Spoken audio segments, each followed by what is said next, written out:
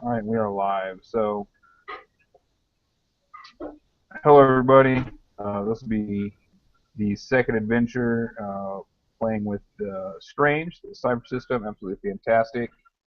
I have three extraordinary gentlemen with me, and they will be once more going off for another mission for the estate. Very Men in Black organization, if you will, that they are currently employed by. I have with me I'll let them introduce themselves, starting with on my left, Andrew. Hey guys, Andrew Knapp here, aka SR2 Joker. Go by SR2 Joker on the YouTubes, go by Lowshanks on Blogspot. Check out the RPG W3. For this game, I am playing Balthazar, the intelligent paradox who on Earth solves mysteries.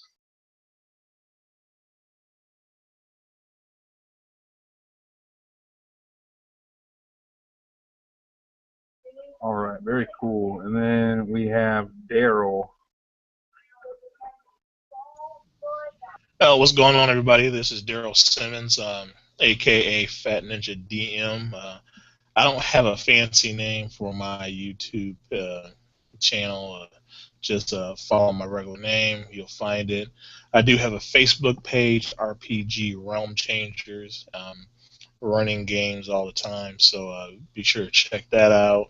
If you would, and tonight I'm playing Lucien Armand, a brash spinner who works the system.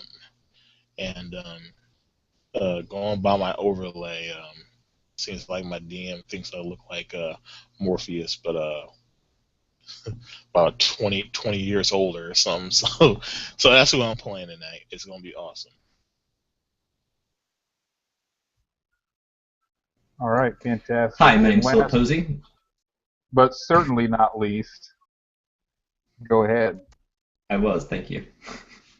Hi, my name's Philip Posey, and I run the channel Maps&Dragons. Today I'm going to be playing Uxio, a strong vector who lives in the wilderness.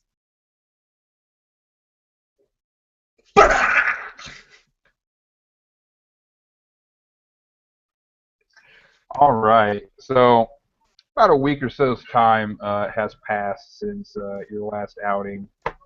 Uh,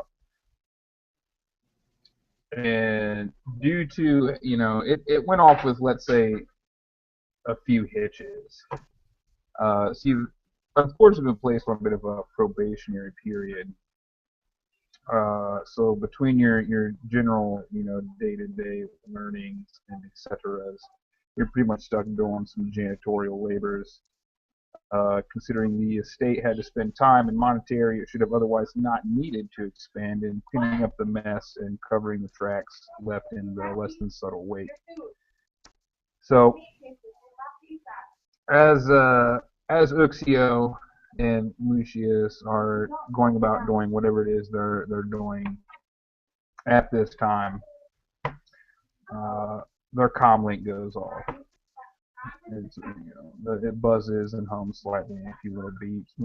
Beep, beep, beep, beep. I answer it. You hear a familiar voice you may recognize as Patty. Uh, and she just simply says, Director Simmons requires you in the briefing room. Be there immediately. And the line goes silent. All right. Look, All right. Hang Oxios, up. you would have gotten the same response when you go to, if you were to answer your comment. Oxio reaches up to his comm link, and when he does, you see this giant scar on his hand. Vroom, vroom, vroom, vroom. You see Oxio, the Ardean Reaver, a hunter, a wild man, a predator of the primal jungle. He has this angular, masculine face, wild eyes, a deep, heavily ripped chest, wide, bronze shoulders, and arms flushed with veins, binding muscles that grip a sword dripping blood. And he's in the jungle. He pushes back a leaf. There's a blonde woman, huge tits, small waist. He walks up to her, puts his arms around her body, and she just melts like butter in a hot skillet. That night, laying in the jungle. The fire's burning orange and bright, like a tiger's eye. 20 men stalk through the jungle. Shh, shh, shh, shh, shh. They come upon Uxio, asleep. They bind him. They grab the woman. They tie them up. One man comes over, a set of spikes in his hands and a mallet in the other. And he takes the woman's arm to Uxio's hand. Boom! Boom! Boom! His other hand. Boom! Boom! Boom! And then their feet. Boom! Boom! You see Uxio, and he's climbing a sheer cliff with the woman's body dead, and he's moving up. There's a raging waters behind him. The weight's becoming intense. He takes a spike out of the rock face, and he slashes open her intestines. They fall out, and they splash into the water. It takes off enough stress off his shoulders, and he's able to pull himself up. And as he does, you hear...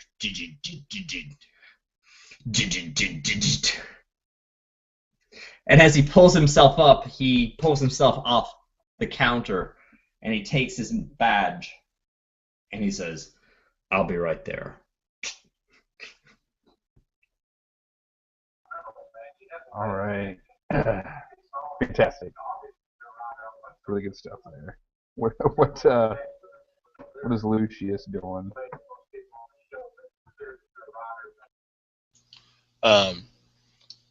Lucian is standing there by himself in his room. It's very dark and a cold wind blows through the window. Then he sits down. He is basically looking at a computer screen, contemplating on what he should do next. He's hacked into ISIS, and he's looking over information. And lower on the screen, he sees transmit coordinates to ISIS bases to U.S. Marines. For a brief moment, he realizes that he has tons of lives in his hands. He pushes enter on transmit the coordinates. Over his face washes a maniacal smile, but also full of just outright hatred for the people that he's sending to their deaths. Also hatred for the people of the country that he lives in now, which is America. And then fades to black.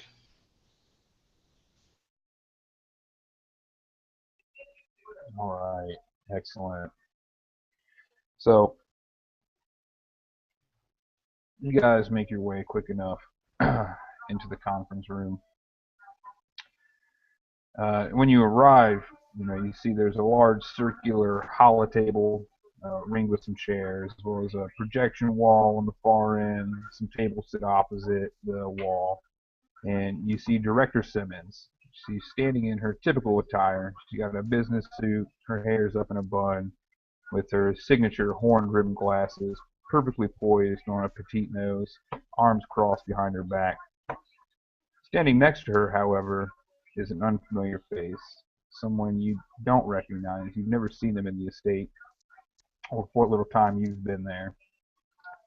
And she introduces them.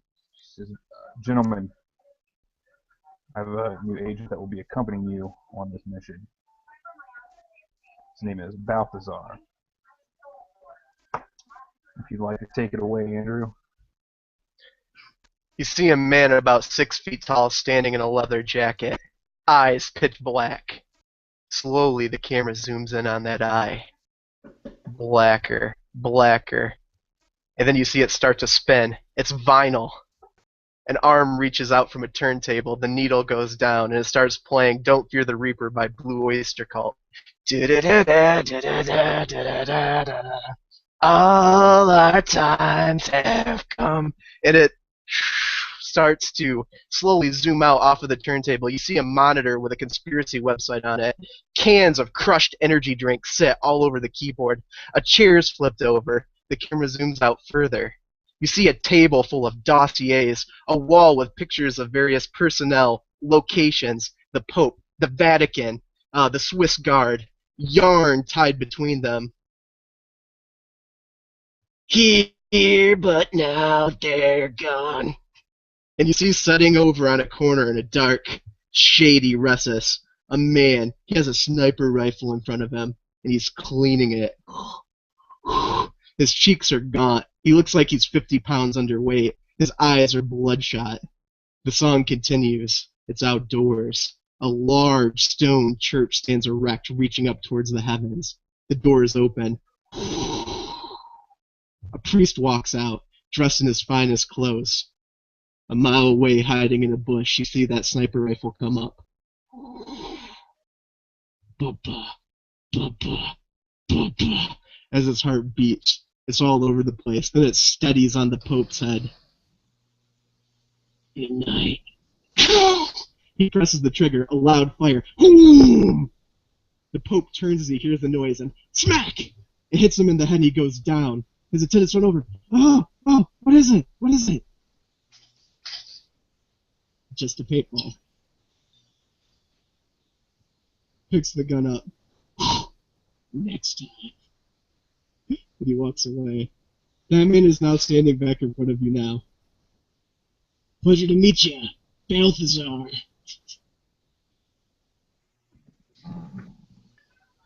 All right, brilliant.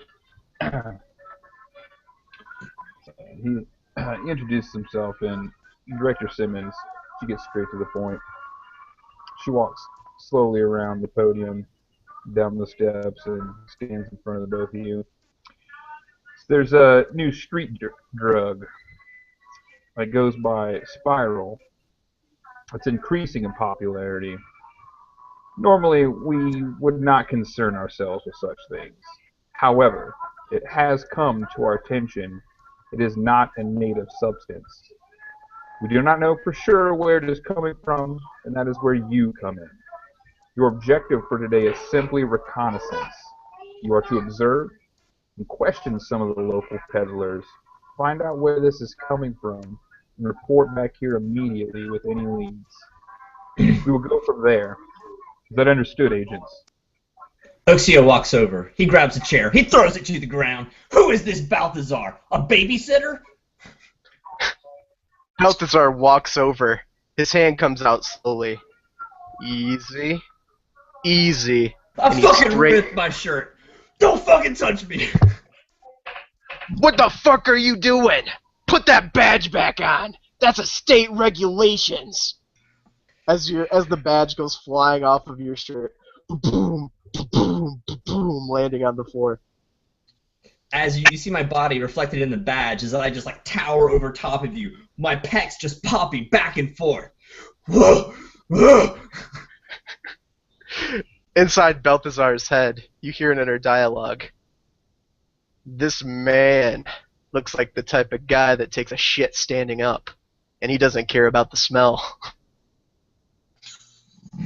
Inside Oxio's mind, he just sees himself taking his thumbs, pushing them into Balthazar's face, and just pulling it open and looking at his brain like it's some kind of diseased rat that he's gonna crush. The two of them stared at each other intently.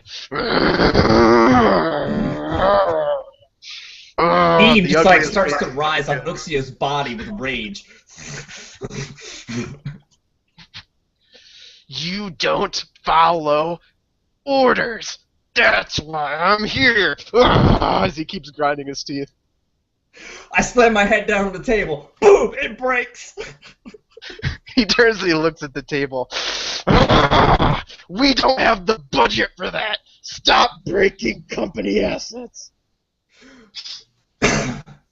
So, at this point, Director Simmons steps forward and levels a cold gaze in Oxio's direction, and then slowly it turns and lands on Balthazar. I trust that you will show each other the proper respects, complete this mission in a timely manner, and do so within regulations. Is that understood, agents?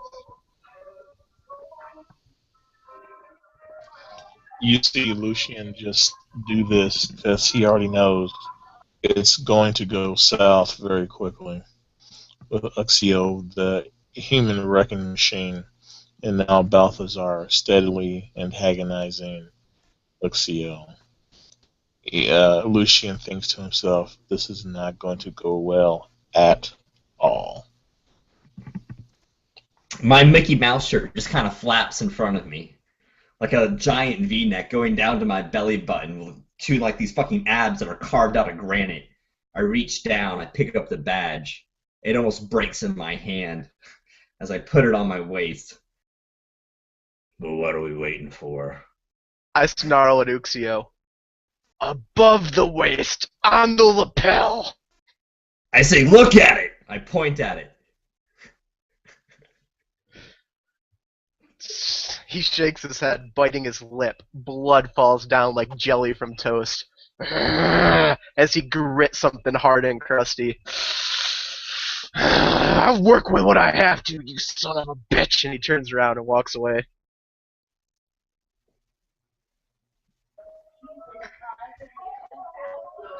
So,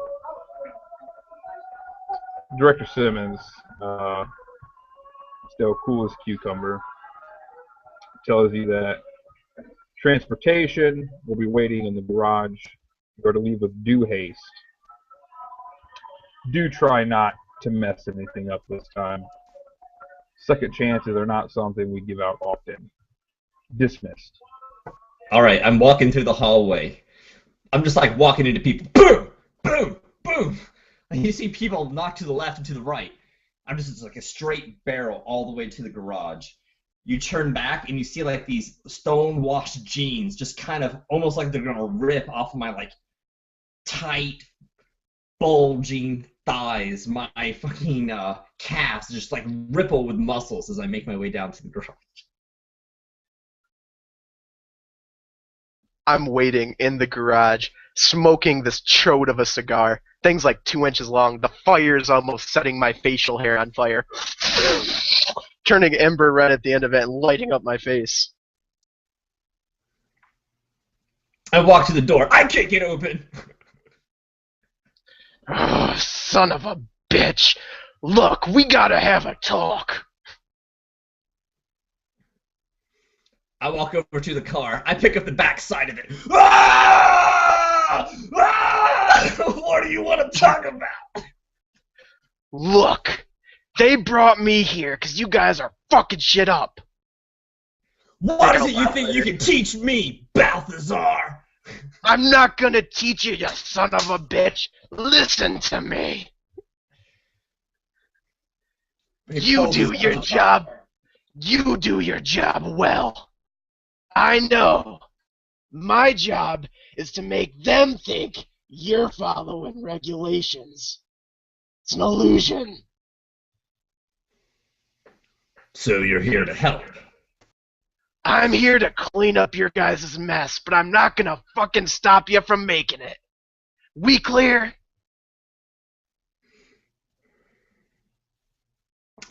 I don't say anything. That's my move. You see him throw his head back, and he's looking up at the ceiling. Ah. I walk up to Exio. Just towering over me as always. Big man, I know that you are a wrecking machine, full of rage, all that stuff. But for once, just once, could you please listen to orders? Now, if you got to smash, that's cool. I'm totally down with you smashing. But if we smash too much, we could both be out of a job. That's why they got this crazy yahoo watching us now. Because of what we do. Even though what we do is it's the best shit on the planet. But there has to be consequences about what we do. And that's why he's here. So we gotta just play ball for a little bit, big man, alright? We good? And I put my fist out for a fist bump. He fist bumps me back and it almost knocks my shoulder out of place. I turned toward Balthazar now holding my arm and I was like, all right, Bal, I think he's good for a little bit. And inside Lucian's mind is like, it's gonna go to hell. You see my chest, and it just fucking ripples with muscles. Ugh. Let's get to the car. Alright, so we get up close to this car. What's it look like, Heath?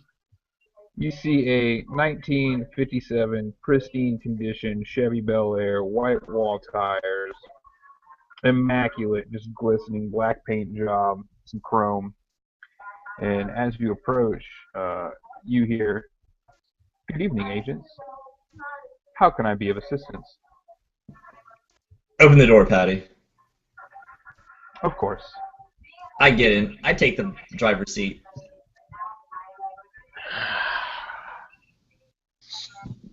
I'm gonna get in the back on his side. I'll get in the front on the passenger side. I'll put my gear in the trunk first, then sit down. Bel- And a big Oh, sigh. sorry. I just sigh because in my mind again, it's like it's gonna go to hell, but I'm gonna try my best to keep it together. And I just kind of slump back in the seat. Now, man, I'm grabbing the. You know how back of vehicles they have the oh shit handles. This car has no shit handle. I'm fucking grabbing it so tight the vein in my arm is about to pop, knowing that this crazy motherfucker is gonna drive angry.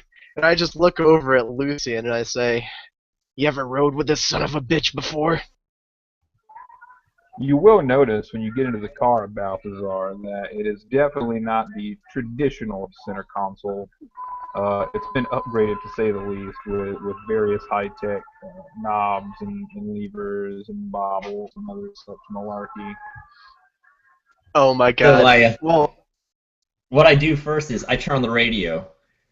Don't fear the Reaper comes on. my hand goes to my head.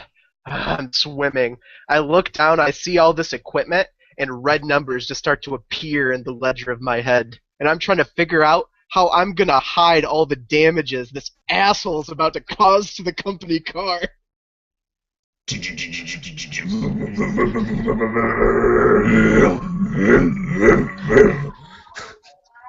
So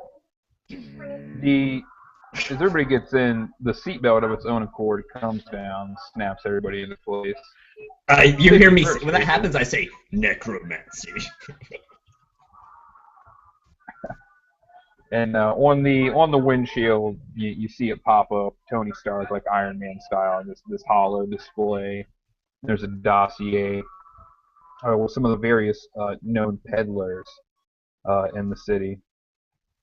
And Patty says, "I believe we will start with the first one, unless there are any objections." And she begins to pull out. So as you guys leave, you exit the estate grounds, winding around the road. And you pull through the front gates slide open. A guard waves you through. You start heading down a winding road. It's up in the mountainside, thick woods on either side, and the road ends up intersecting with the main highway heading to the city. So you get in there, and you guys are just cruising around, and you're slowly moving down this list. You spend a few hours in there shaking down some small fry spiral peddlers. You see at one point, we see Oxios have a man held by his feet over a balcony, just quite literally shaking him down, screaming for information. Lucius is tapping a man's head against the back alley. Balthazar's lording over one, his foot pulled as they work their way down the list. And finally, you get some information.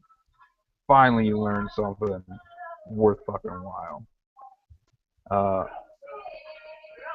You guys have a man pretty much cornered in an alley.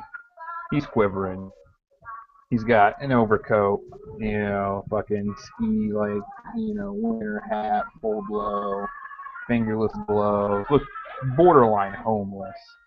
and you notice something strange about his eyes. He doesn't have a typical retina or pupil. It looks like it's purple, and it's almost like looks like a spiral, twisting around in there.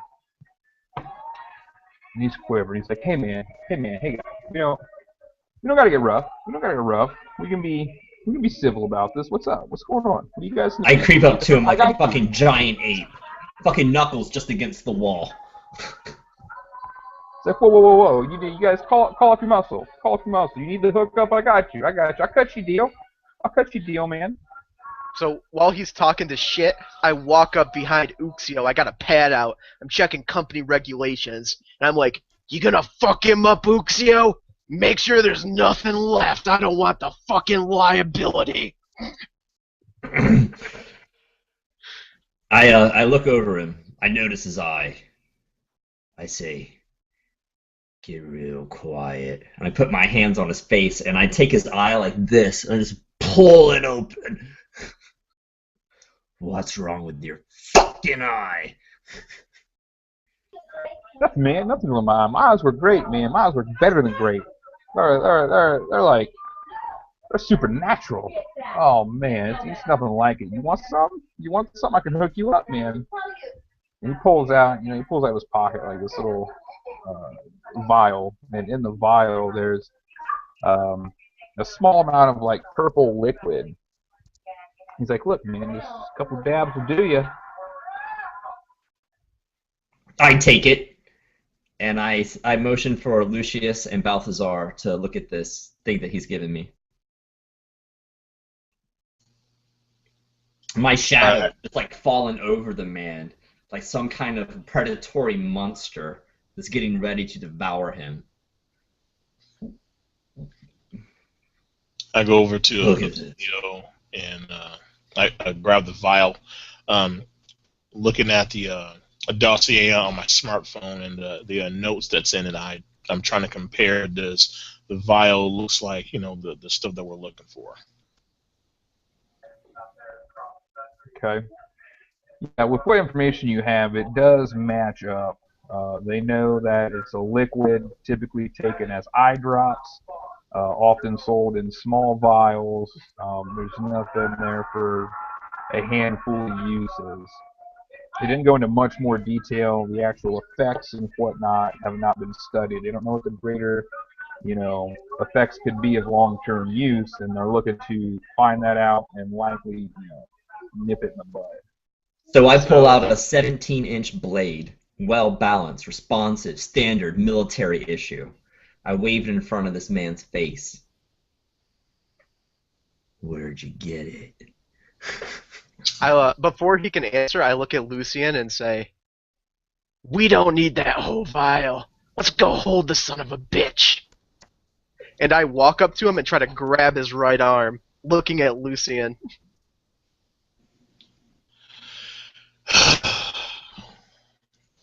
Just do whatever you got to do, man. I just turn my back and walk away. So I'm trying to put this guy in a hold. Get behind him, put him in a fucking full Nelson, and hold his eye out to Uxio. And I move in real slow. With this fucking knife, the point of it just reflecting his pupil, right? And I'm gonna cut it out. Before you stab his eye out, he breaks down. He's like, "Hey man, look. We ain't gotta get violent. I'll tell you what you want to know. You guys Violence. looking for? I'll tell you about violence. You I'm gonna looking show for him a the fucking hookup? scar on my hand. You guys looking for the hookup? You went in on this or something, man?" He's like, "I'll tell you where to go. I'll tell you where to get some. Get some real cheap, all right?" And he pretty much rolls over on a supplier. There's a place called the Dreaming Crystal Rock Shop up in Neverland, Colorado. It's a few hours drive from here. He says everybody, the guy comes down from there. He drops it off. They go pick it up. They sell the supply, rinse, wash, repeat. That's all there is to it. That's all he knows. He's never seen the guy. He don't know what he looks like. He just knows where to go pick the shit up at. You know, 'cause there's a drop off once a month. It's like So we I don't. We walk. all just. They all. He tells you everybody just re-upped. You know, within the past couple days. So there ain't going to be another drop off for about a month. So like I'm feeling the strength of the info, and I'm thinking this guy is no longer useful. So I walk up to Uxio, letting him go. He drops back to his feet. And I get close to Uxio while he has the knife pointed at him, and I say, "We don't know what happens if you give a son of a bitch a lot of this stuff. Maybe we should make him take all of his medicine." A smile crosses my face. And who has the? It's Lucius has the vial, right? Yeah.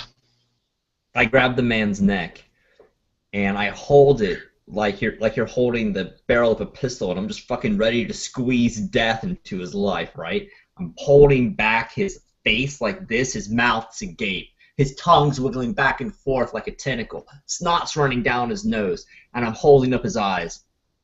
Drip, drip. Drip, drip. Lucian ponders for a minute before he turns around. And then he turns around and walks toward the man. And he has a look of, well, this is the way things has to be. It's a violent place we live in. There's people that are full of hate everywhere. Things must be done that aren't morally correct. But who gives a fuck? Pops open the vial, down the hatch, and you, for a brief second, you see like out of the corner of Lucian's lips, you see a smile, like a slight maniacal smile, as the fluid drips down the man's throat. All right. So you pour it down his throat, and he seems okay for the most part, really. A couple minutes go by, and suddenly he almost just becomes limp in Uxio's hand. But this huge grin, this look of this ecstasy washes over his face. He's just like, oh man, oh it's so good, oh it's so good. You guys still here? You guys gotta try this. So I say, this man's muscles become as weak as wet rope. Wet, rotten rope. I just fucking drop him. Yeah, he lands, you know, with a splash in some nasty back alley stink fucking puddle and just lays there content, happier than probably anyone's been in their life. I look in my black book. The moment when his head hits the ground, I close it. I walk over. A large black boot tied military style arches up in the air and then comes smashing down, and I try to curb stomp his head. This is the moment that Uxio knows that he's made a friend. Yeah, he makes no attempt to stop it. He's on like the sickest LSD trip ever. You know, your boot comes down, smashes down through his fucking trachea. You hear this fucking spine snap as it severs from his skull, and the man lays there lifeless. Still. Now, immediately when it happens, there's a fast forward. You're in a Walmart. You see a woman press a button. The cash register pop open. Coming across the conveyor belt is a large plastic tube and hydrochloric acid. Boink! Hits it back. We're back in the alley, and I'm dissolving him into goo in this fucking tub. This is how you dispose of a body.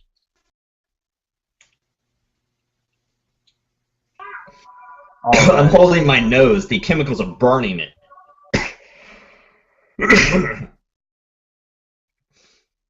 Yeah, hydrofluoric acid smells like shit, but it gets in there real good. Coughing out the fumes. Lucian turns around and walks away, still having that kind of maniacal smirk on the side of his lips, and knowing in his mind that this is something that has to be done, not not for the estate, but for himself. It subdues the silent rage he holds inside for the place of his employment, America, and the land of his birth home in Iraq.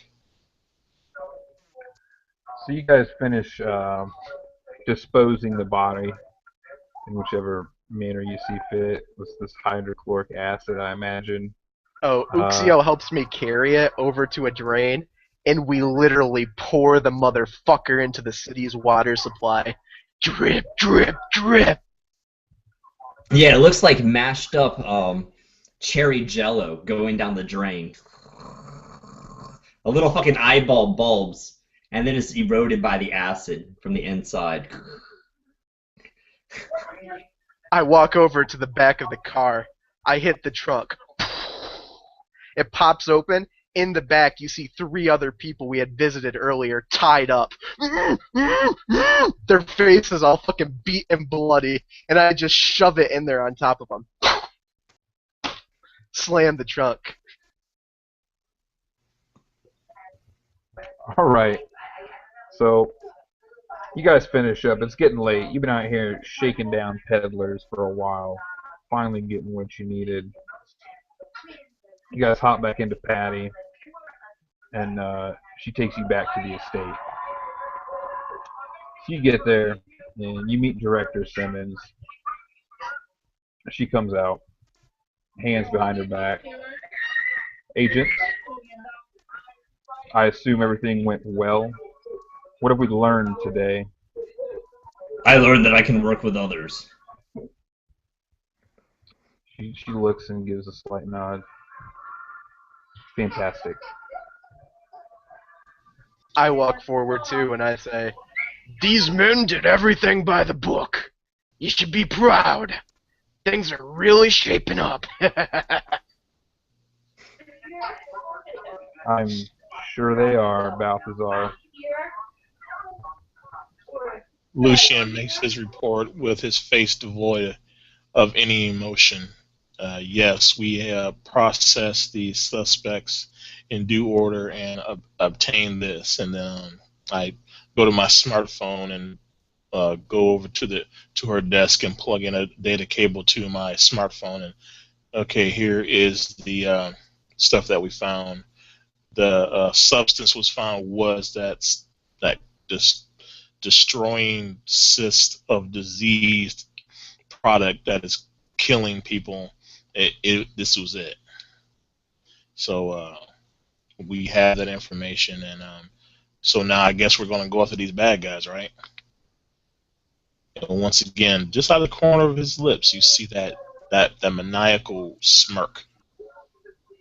So you give her your report, and she looks over it. She says, "All right, excellent job, gentlemen. We will convene again tomorrow once I have time to look over this. I have to speak with someone. In the meantime, it's late. We'll call it a day." And she turns and heads off, heels clicking down the hallway. So everybody heads back to their bunks or their rooms. Goes about whatever it is, and you're sleeping. And it's about 2 o'clock in the morning, and you hear it. Pow! Gunshot. Someone screams, "Ah!" It's coming from outside. You don't know what's happening. I throw on my Levi's. They're stonewashed. I put on my boots. They're fucking military style. I throw on our new fresh Mickey Mouse shirt, grab my sword, and head out. Man, fucking Balthazar rolls out of bed, goes straight to the window like an exhibitionist trying to seduce the paper boy. He's fucking full profile, and he's just looking out. Where is it? I literally fall out of bed from the gunshot, stumble to get to my feet. I grab my pistol, go to the window, and look outside. Peering out your window, you can see the estate grounds, dimly illuminated by some of the lights scattered throughout. and off in the distance you can see the guardhouse, but it appears to be vacant. The gate's wide open. Have I made it out there? As you come up, you went to exit the estate, right? That's right. So as you go to leave, heading through the mess hall, it's a large pane glass, windows and door, again looking out onto the estate grounds. As I And walk through there, I just fucking unsheath this sword. Just like this fucking arc of blue steel. then you see it. A face slams into the pane glass. Gaunt, almost inhuman looking, slobbering and drooling, clawing. Another one. Another one. Another one. You see them, the silhouettes moving across the lawn, pressing, grasping, moaning against the glass, wanting in. You would see these looking out the window, Lucius, and Balthazar. I grab my intercom. I say, I see some slimy fucks outside. I'm engaging. So you would see the silhouettes moving across, and Uxios contacting you with the comm link. God damn it, Uxio! Just be careful. Don't destroy any property. And you think you hear?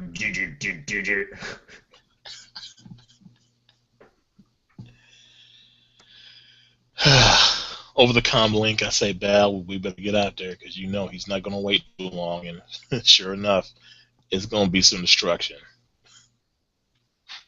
So how We many? need to be there 10 minutes ago. So how many of these things appear to be outside? You can't get an exact count, but it looks like their numbers are in the dozens. More than 100? No. Seems like fair odds. I can't open the door. All right, go ahead and make a might roll to kick open the bulletproof glass door. That's locked. All right. We're looking at like a level 5 for this fucking. All right. Here. I will actually drop that to 4, and then I will spend. No, I'm not going to spend anything, but that'll drop to level 4 because I have proficiency in breaking. All right, so we're looking for a 12. All right. I have a 13. Boom! So the lock snaps. The glass doesn't break, but the lock does in fact snap. So you see my body rush up to this glass door like a fucking boulder. My foot comes in, boom! Like all the glass kind of wavers back and forth like a ripple in water. Woo woo woo woo woo woo, and the lock fucking snaps. It's open. Sword coming out. I'm looking to fucking kill the first one. All right, so as soon as you exit, you start to get swarmed on by these things. So we'll roll for initiative. In the meantime, what is Balthazar? 18. Okay. What's Balthazar's what, Heath? In the meantime, while this is going on, what have you guys been doing? I open the door to the hallway, and I'm running quick down to where I hear all this noise. On the fucking double.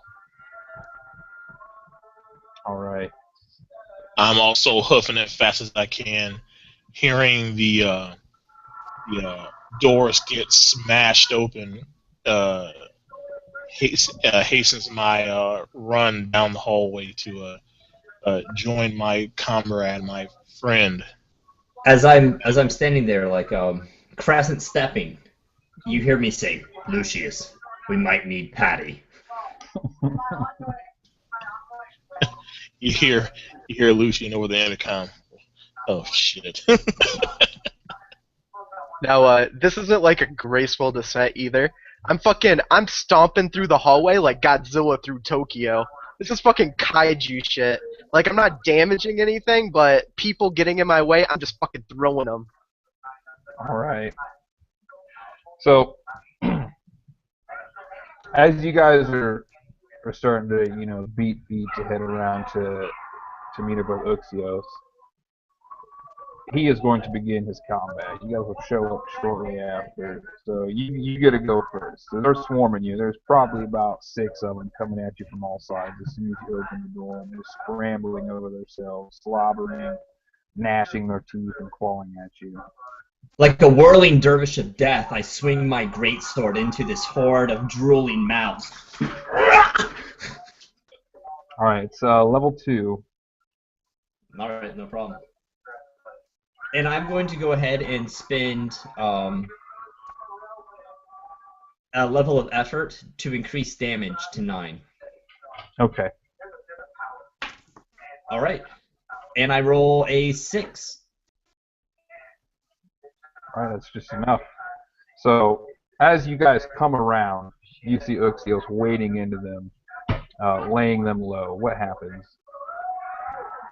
Fucking, you see these mouths drip open, and then you see their tongues wagging, and where the tongues were, you see their heads split open. Their skulls come off, their brains fall out, their eyeballs fall like ping pongs on the ground. Bop, bop, bop, bop, bop, and Uxio stands there, arms blazing, chest pumping, the mighty fucking shoulders just heaving the sword with the greatest proficiency and prowess. My eyes fucking dialed in on this bronze monolith that looks like a statue to like some heathen god. And then my eyes dilate and go down to the broken lock on the door. And all I can see is the number 45 in red.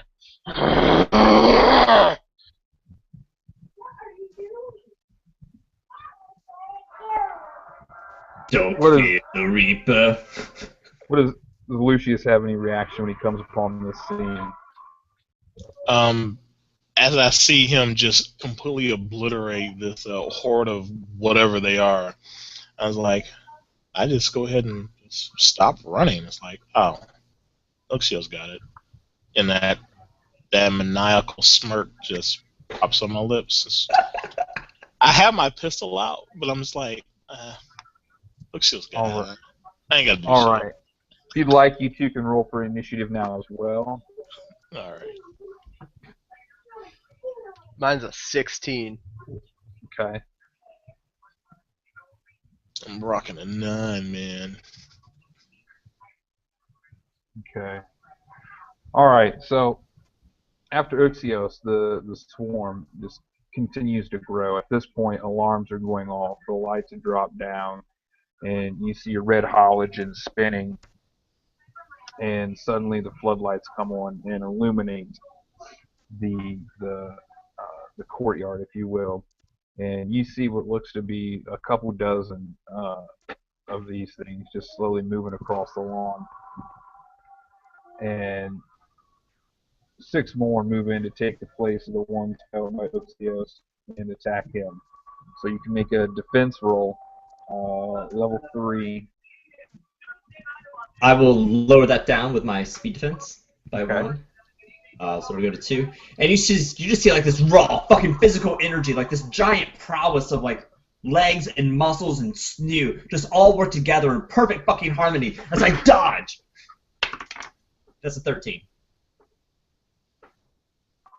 All right, so he successfully evades, weaving to and fro.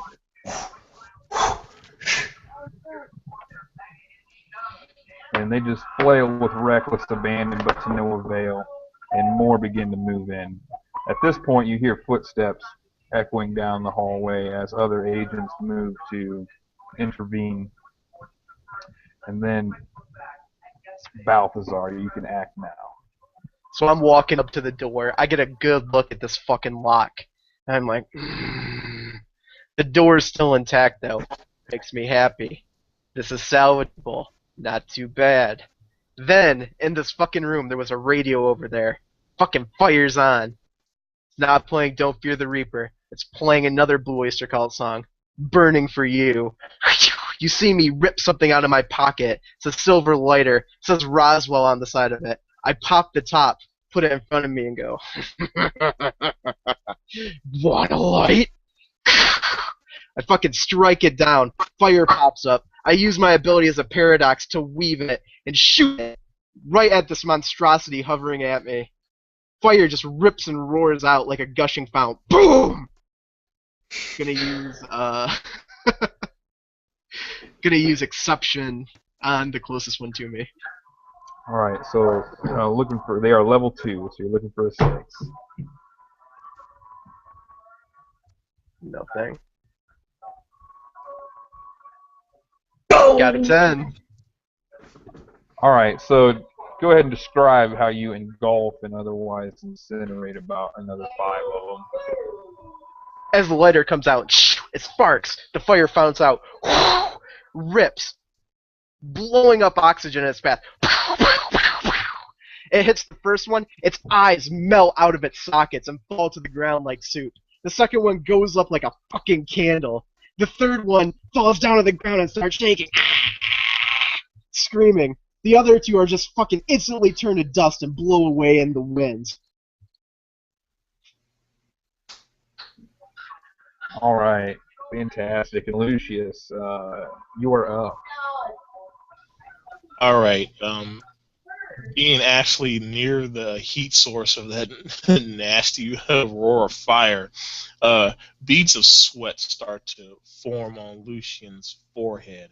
And as he leans up against the wall, getting ready to swing out and pistol pop one of these monstrosities, he's thinking to himself, man, I gotta get one of those. Snapping back to reality, though, he looks at Uxio in the midst of just wrecking shop on these monstrosities. And he's like, Uxio, we're behind you. Don't worry. We all got this together. And I'm doing spit encouragement to help him lower his ability to hit better. To make it better for him to hit, basically. Awesome. Okay. So I believe we'll go back to Uxio this time. You see Uxio fucking ravaging his just fucking great agility of this massive man. His hair swathes over the front of his face, and for an instant, it looks like a fucking saber-toothed cat helmet.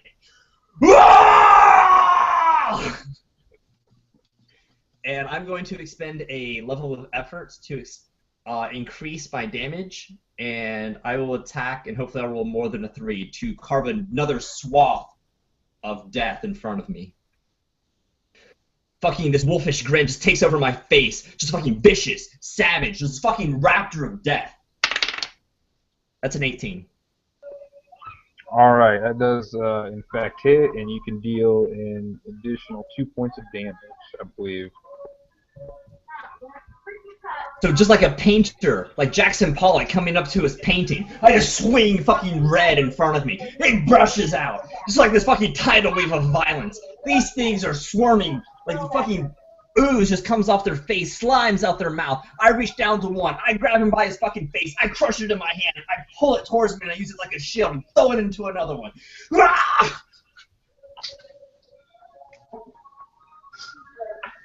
All right, so he is just savaging these things, and another 5 or 6 fall before his mighty blade, but still they come.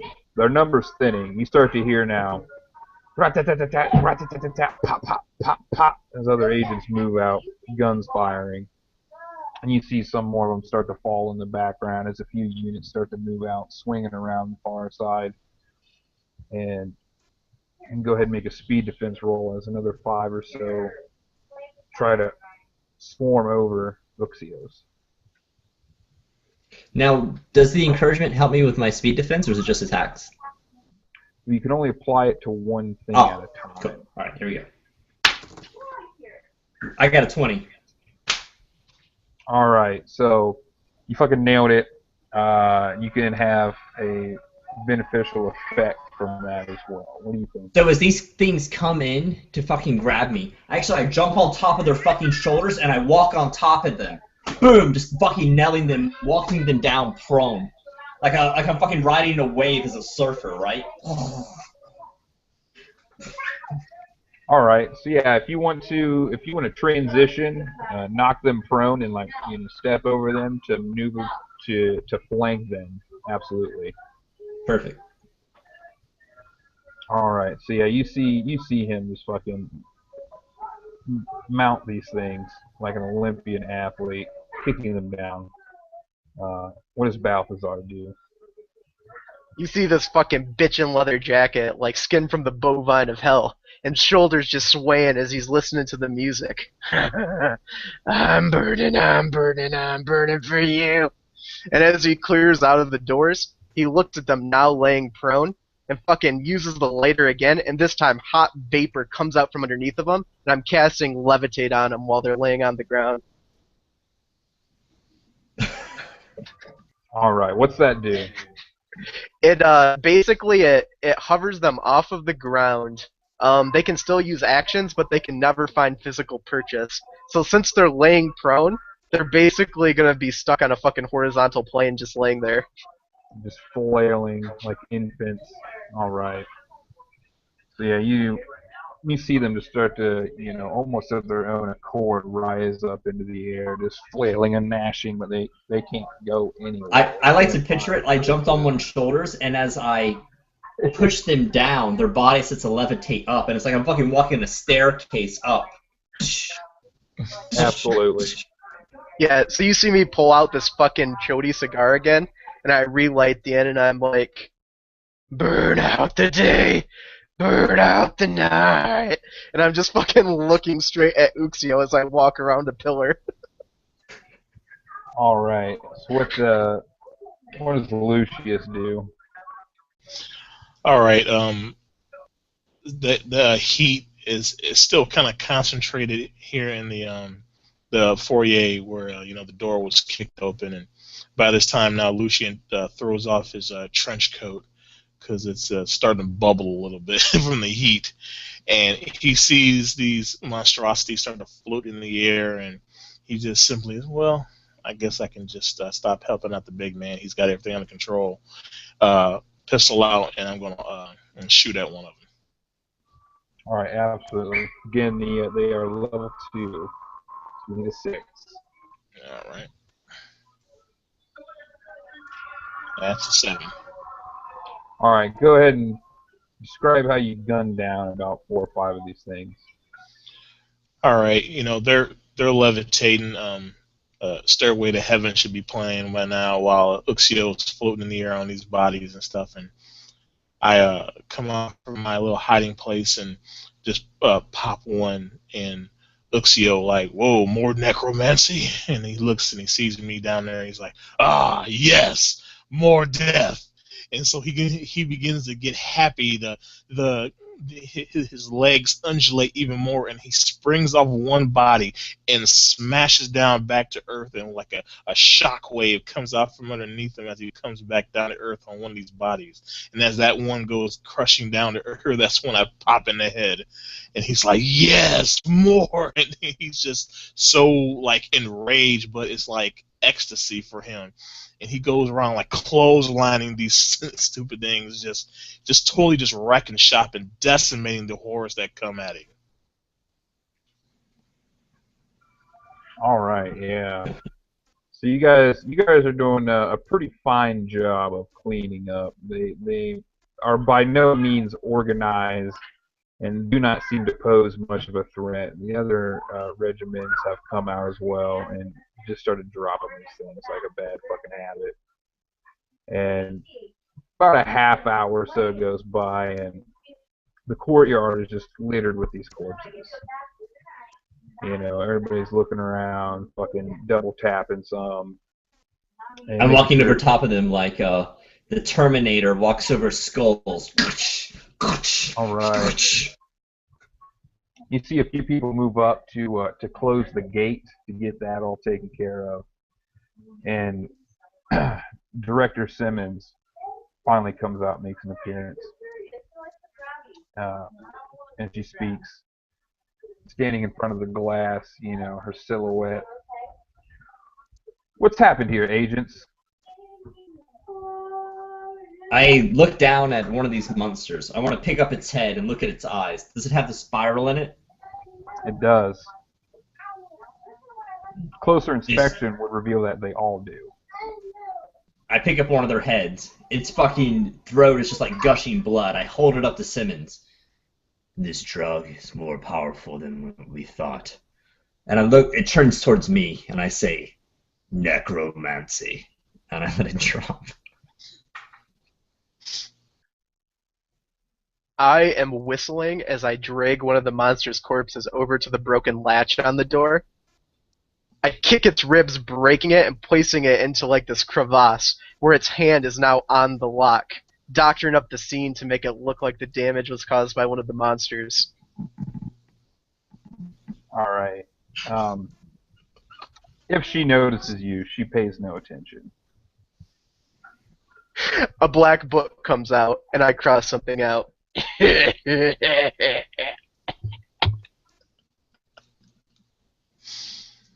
Lucian looks over at Balthazar.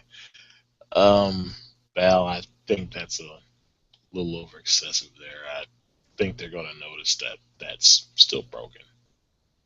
Yeah. Don't worry about it. As long as it's not Uxio that broke it, not our problem. And for a few seconds, Lucian's, good point.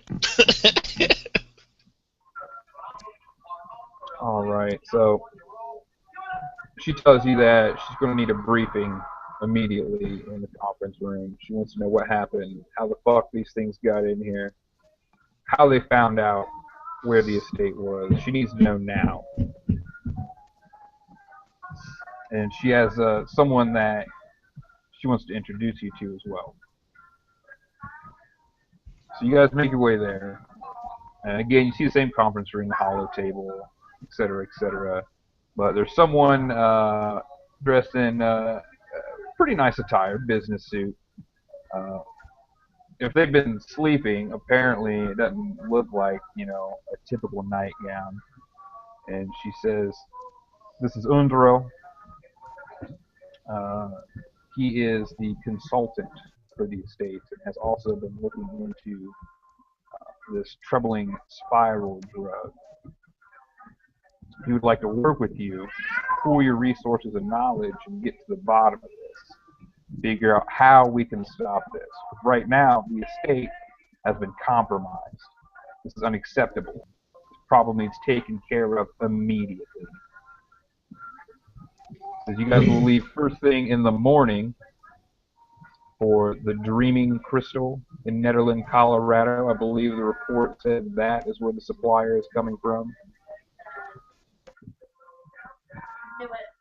Yes.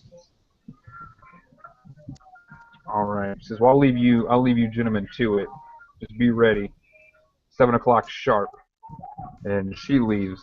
And my shirt's covered in gore. I take it off.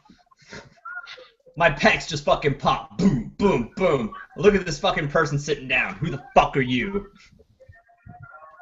I walk over next to him and look down at him and say, I think what my friend means is who the fuck are you? And Lucian looks at both of these guys, just making complete asses of themselves, just totally berating their character on their own merit. And I wring out my shirt and like a little fucking tide of blood comes out. I look over at the consultant. I do apologize for my compatriots' verbal actions, but I do have one question, sir. Who in the fuck are you? And once again, that maniacal smirk comes out on the side of his lips. He goes around and sits down at the table and says, my name is Undero, as Director Simmons said but 1 minute ago. I'm the consultant for the estate. I've been doing some research of my own into this spiral drug, and she has called me for help in solving this matter. I have some more information that may prove pertinent to your upcoming mission. Anything that What does you this guy may look have like? learned, forgettable, pretty plain. Looks like he's got a $20 suit on, a briefcase, fucking $5 haircut. You'd lose him in a crowd. Does he have spiral eyes? He does not. He does not. Does he look like he could take a beating? Does he look like he could take a beating? I guess. Wrong answer. So he pulls out a few manila folders and slides them across the table. This is everything I have that pertains to the drug. I take the folder and I just fucking rip it open. Like I'm peeling a banana. And there's just fucking scattered papers everywhere. What is this? Where'd you get those detective skills? At Men's Warehouse when you bought the cheap suit? I don't believe any of this banter is at all beneficial to the mission at hand. The compound has been compromised. Now, if we could get down to brass tacks here, that'd be fantastic. I was under the impression that I was working with professionals, not children. Now, do you Yeah, have good any... point. Good point, our bad. Go ahead and pick up your shit. Oh no, that's yours. I didn't walk in with it, so go ahead and pick up your shit. And I back up looking at Uxio. I'll fucking take the piece of paper. I want it into a ball. I'll throw it at the guy's head. I actually take the dossier folder and I do a sigh. And I open up the folder and start looking at it. Still kind of giggling to myself after how the two big guys are just making this guy life a living hell right now. He seems unaffected by the banter.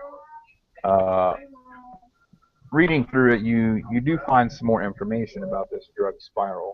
It causes an almost hallucinogenic effect, but what seems to happen when people take it is the spark awakens in them, whether it was or not, and they become almost like slightly quickened.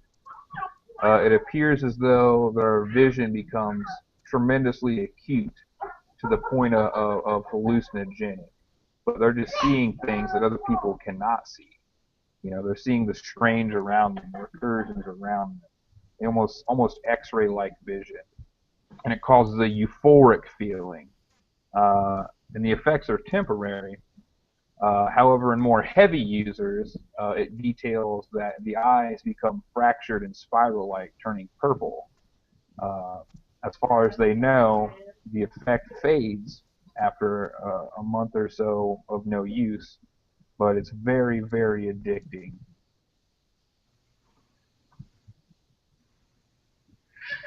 That is pretty much all they know about it, all the research they've done into it so far. Okay. I close the dossier folder. A sigh emits from my mouth, and it's like, man, this shit's got fucking real. I put down these giant meat hooks that I call hands on the table. These beefy forearms that just fucking swell with veins. Look at the man with my bull neck. I don't think this is an Earth-made drug. I look off in the distance and I say, Rook. It's very perceptive of you. We cannot determine exactly where it comes from. This we don't know. What use are you? I'm fucking exasperated. I look at this display, you hovering over him, and it looks like a lion hovering over a hyena who is trying to get a fucking government contract. Trying to get his teeth in there out in the fucking wild, scavenge a corpse, but the lion ain't having it. And I'm just thinking to myself, yeah, and another thing. You better not go talking about the way we handled you, consultant. Thing about out-of-house work is, you never know if we're going to give you return business. And I spit in his face. He wipes it away, kind of steeples his fingers, and looks up where you would likely notice there are cameras, as there are in every room of the estate. Nothing that happens here goes unnoticed. Yeah, well, I'll see to the audio logs, you little bitch. That would be wise. If that's all, I'll be on my way. You gentlemen take care of your end. He stands, closes his briefcase, and leaves. As he gets out of the chair, I just smell pussy. As he walks by me, my dick tremors. And I look back and I say, pussy. He doesn't even acknowledge anything that's happening. So, with this new information, 8 o'clock comes around. Once more you meet Director Simmons. And she's standing there. Again, arms crossed, horn-rimmed glasses, poised perfectly, eyes narrowed, that cool, cold, calculating gaze following over every one of you. I assume the conversation went smoothly last night. Now, is there a role I can do, Heath, to try to access the state security? Yeah, technically, you could try to like hack a computer or something. If you have access to a terminal, which you wouldn't. I just crossed my tree trunk arms over my fucking boulder chest. Are we leaving? I guess the first thing I'm gonna do is try. Well, I've been at the estate before, right? This isn't my first time in this facility. You've only been here a short time. After the whole incident with the Pope, they acquired you, if you will, and begin putting you through some of the paces. But yeah, you've been here. It probably hadn't been much more than a week tops. But they definitely value what you have to offer. You would know that the estate has its own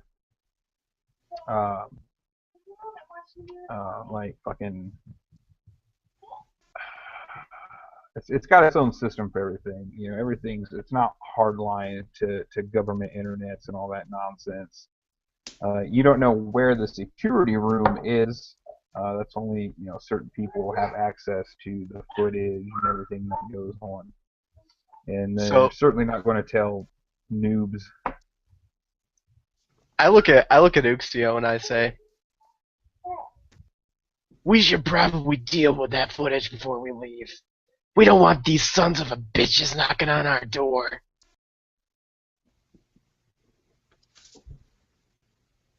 I'm the one who knocks. Whoa. I know. You could tear that little shit to pieces. That's not my concern, man. I'm just saying. Let's make things look clean. And I hold up my little black book and I tap it. Clean.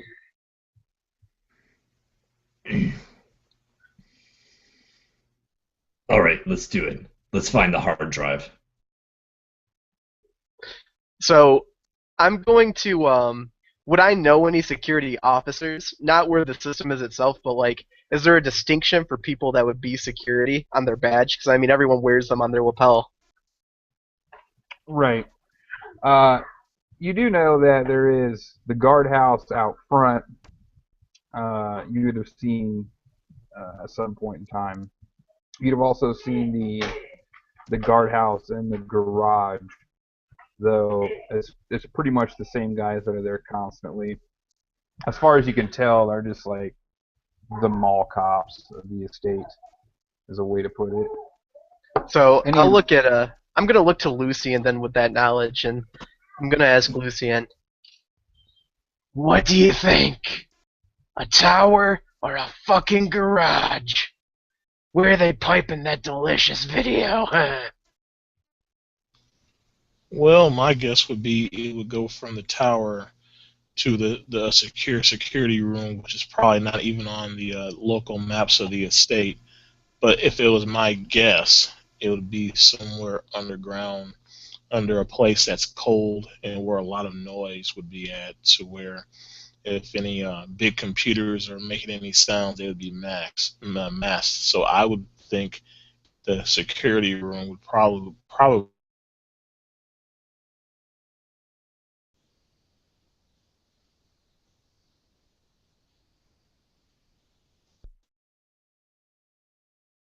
You cut off there right at the very end, Daryl.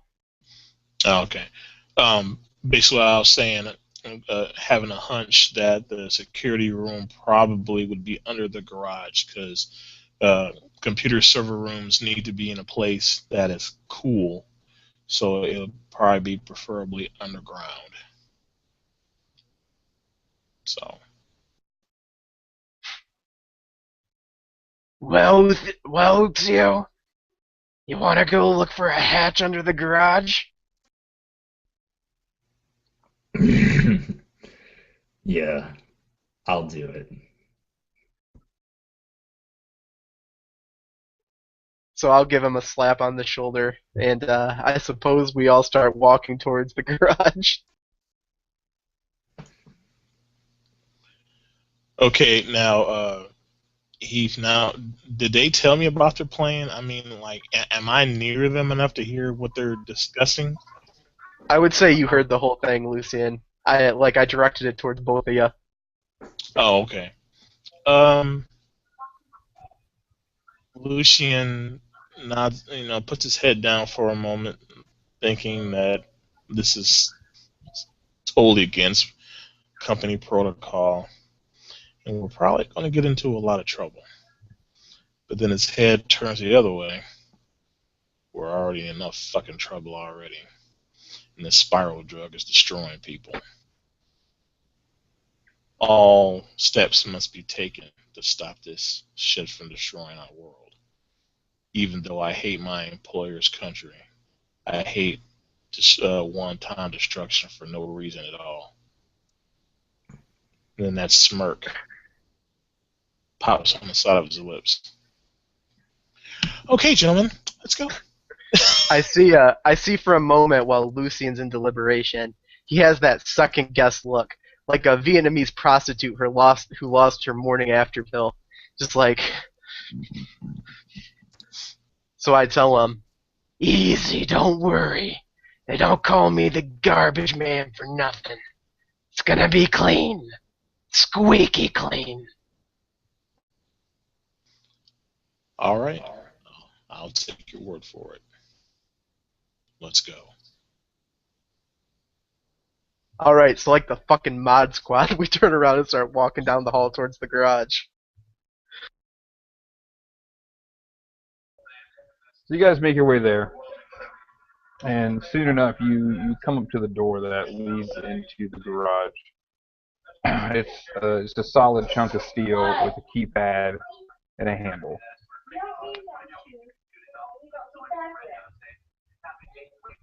I look at it and I look at Lucian. You're good with technology. Anything you can do with this? Yeah, I could definitely give it a shot. They don't call me the person that works the system for nothing. Alright, gentlemen, here's our plan. If it doesn't work, we tell them that Uxio got some of the drug into his bloodstream.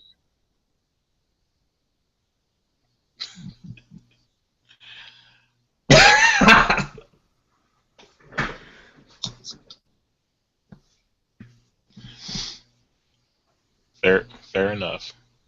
It's like, Lucian for a moment is like, you know what, this is gonna go to shit. We're already in deep shit already.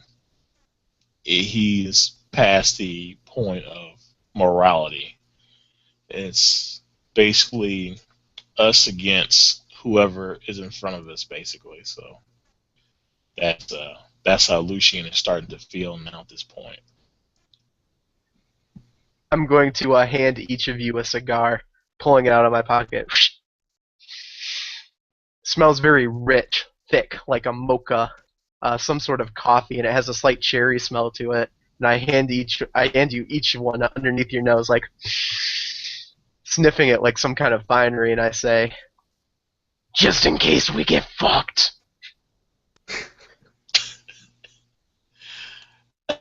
I take the cigar, run it under my nose.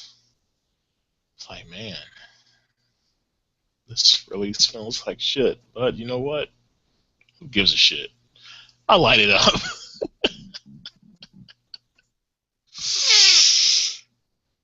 I produce my Roswell lighter.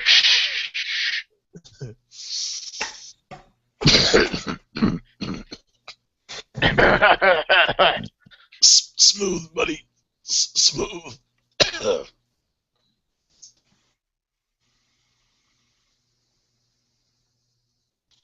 And then it's decision hour. Camera's right on that door. Everything else is black, and we all wait.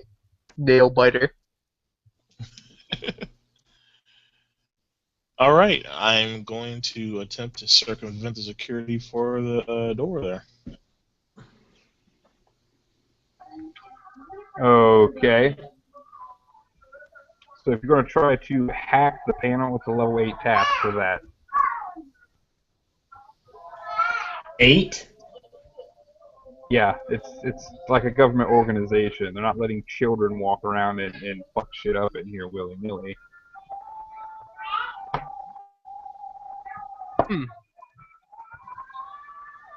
Okay, whatever this means for you, I'll just read it off to you. Hack the impossible. Costs 3 intellect points. You can persuade automations, machines, and computers to do your bidding. You can discover an encrypted password, break through security on a website, briefly turn off a machine such as a surveillance camera, or disable a automation with just a moment's worth of fiddling. Okay. Well, if you have some way to get into the keypad, you could probably try to do that. Okay. So does that give me any bonuses, or that's still the level 8 task? It's so just trying to hack it. It's going to be a level 8 task. It's pretty much just a fucking like LCD screen. If you could get into that, I'll let you hack the impossible and just pop the lock or whatever. Okay. Man, that's just fucking impossible. They say hacking impossible, but it's not quite as advertised. So, man, I see you looking at it kind of like fiddling with the outline of the panel. And I look at Uxio. Hey, Uxio! You think you can tear that motherfucker off? Yeah, I can. And I just pull out this fucking mace. It's fucking 15 inches long, and it's fucking looks like a giant fist at the end of it. Boom! And I want to fucking knock a hole to fucking tear it out. Alright, so if you're going to try to shatter the panel, to do that would be... No, it's not to shatter the panel. It's to fucking hit a hole to the side and then pull it out. Oh, you're trying to hit a hole through the steel door? Yep. Okay, the door is level 9. The panel's in the door, or is it to the side in the wall? It's like the whole thing is just a solid steel fucking like wall with like a sliding door that comes and goes. There's a panel So the like panel seamlessly like okay, gotcha. put into that. Gotcha. If you're gonna try to like smash back this, yeah. So I pull back my mace, and you hear.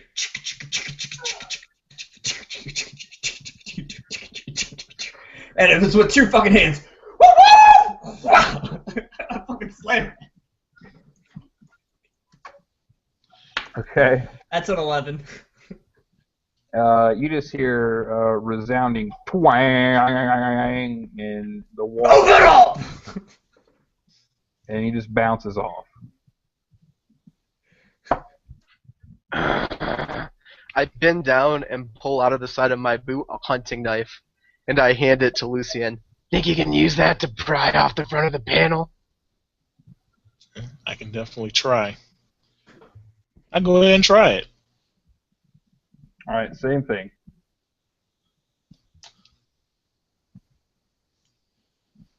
18. It's not going to do it. So he gets it in there. He's fidgeting, and the tip snaps off as he begins to fry.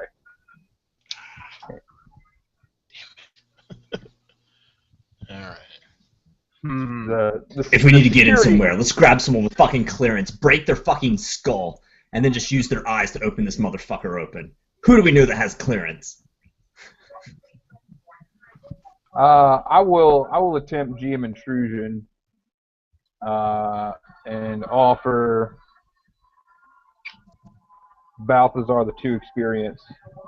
I don't think you have any right now, but to come to your senses and realize that it's probably a keener idea to get to the bottom of this rather than inevitably set off the alarm and likely make yourselves enemies of the estate and have to deal with the manpower inside of here. Yeah. Well, I can't deny it because I don't have any. So I go over and I prick the end of the knife out of the panel, making it look like no one had done it. And it doesn't even look like there's a mark where he hit it because it was so fucking solid. So the door still looks in pristine condition. And I turn and I look at Uxio and say, "No, no, no. Manpower's money. If it was a fucking consultant or a janitor or something fucking useless like that, I wouldn't care. But these security boys, they're deep on the budget. Ah, fuck it. If they come to us complaining about the consultant, we'll deal with it then." I'm gonna fucking take that consultant. I'm gonna split his skull open, and I'm gonna eat my cereal out of it.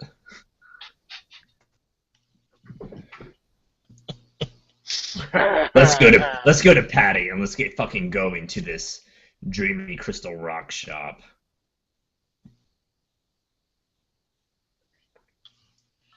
I fucking kicked the door. Piece of shit.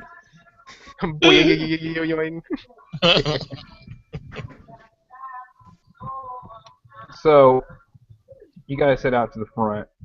Again, you see 1957 Chevy Bel Air waiting for you.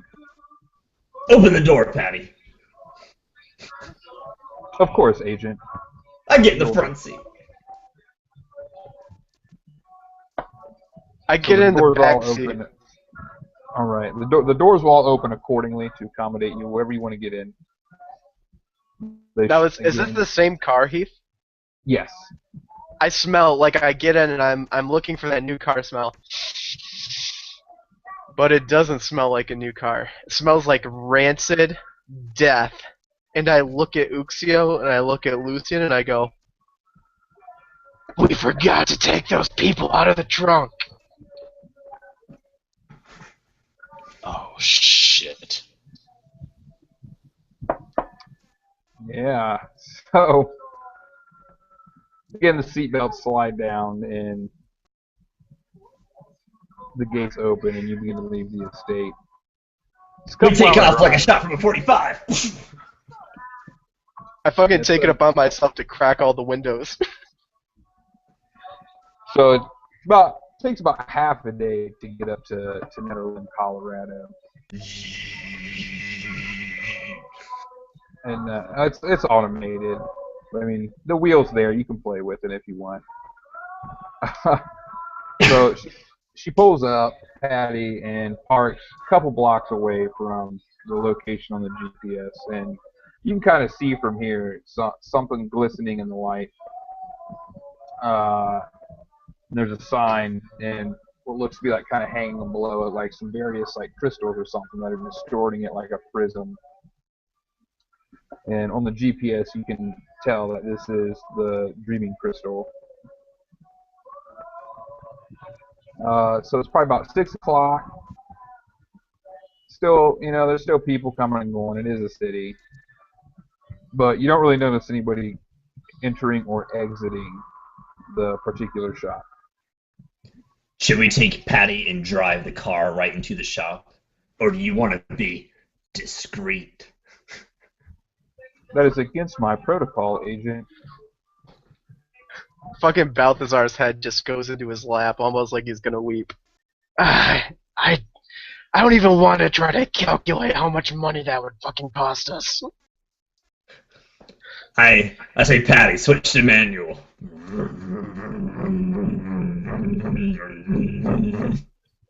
Cannot comply. I get out of the car. I slam the door.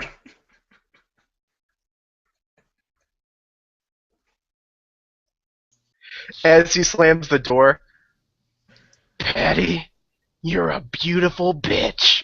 And then I get out of the door and slam it. I get I out. believe that is a compliment. Thank you, Agent. I get out of the car and Patty, I'm sorry for these guys being extremely rude. I apologize. And I let the door close on its own. Their demeanor is of no concern to me, but I appreciate yours. I think. All right. I Sorry. I walk between Balthazar and Uxio. Okay, guys, we kind of had a little bit of a rough spot, and now it's time to prove our worth. Let's, as Bal said, let's do this by the book. And as I say by the book, I turn toward Uxio. By the book. So with this unearthly elemental vitality of a primal man, I make my way to the shop.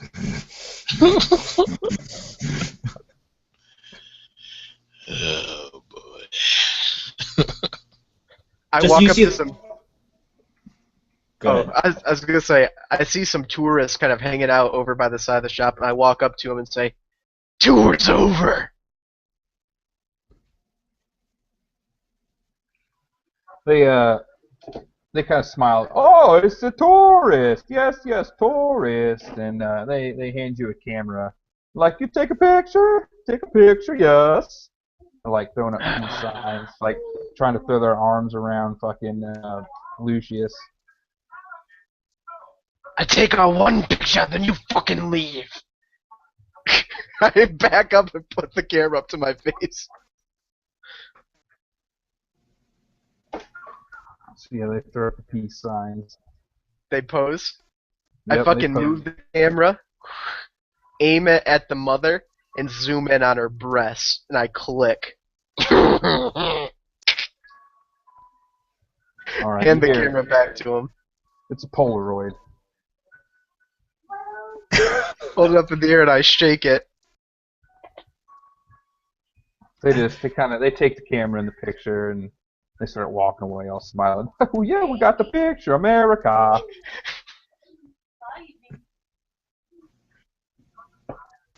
I look around. Is there anybody else in the immediate vicinity? Because if I know one thing in life, it's that we just let a bull loose in a china shop, and I want to make sure no one sees who's going to cause the destruction that's about to happen.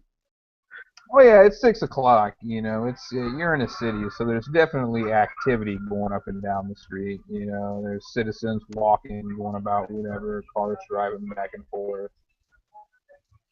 You know, you see some people kind of hanging out around the place. You know, in different parts of the block, meeting up with friends or whatever it may be. I start to get really anxious, and I'm going to jog back up to Uxio and be like, "There's a lot of civilian eyes on us. We gotta play this cool. I'm not saying not to fuck everything we encounter, but have some decency and do it behind a blind or something." I crack my knuckles in response. I roll my shoulders and put my hand on the door. I open it up real slow. What do I see when I look inside this dreamy crystal rock shop?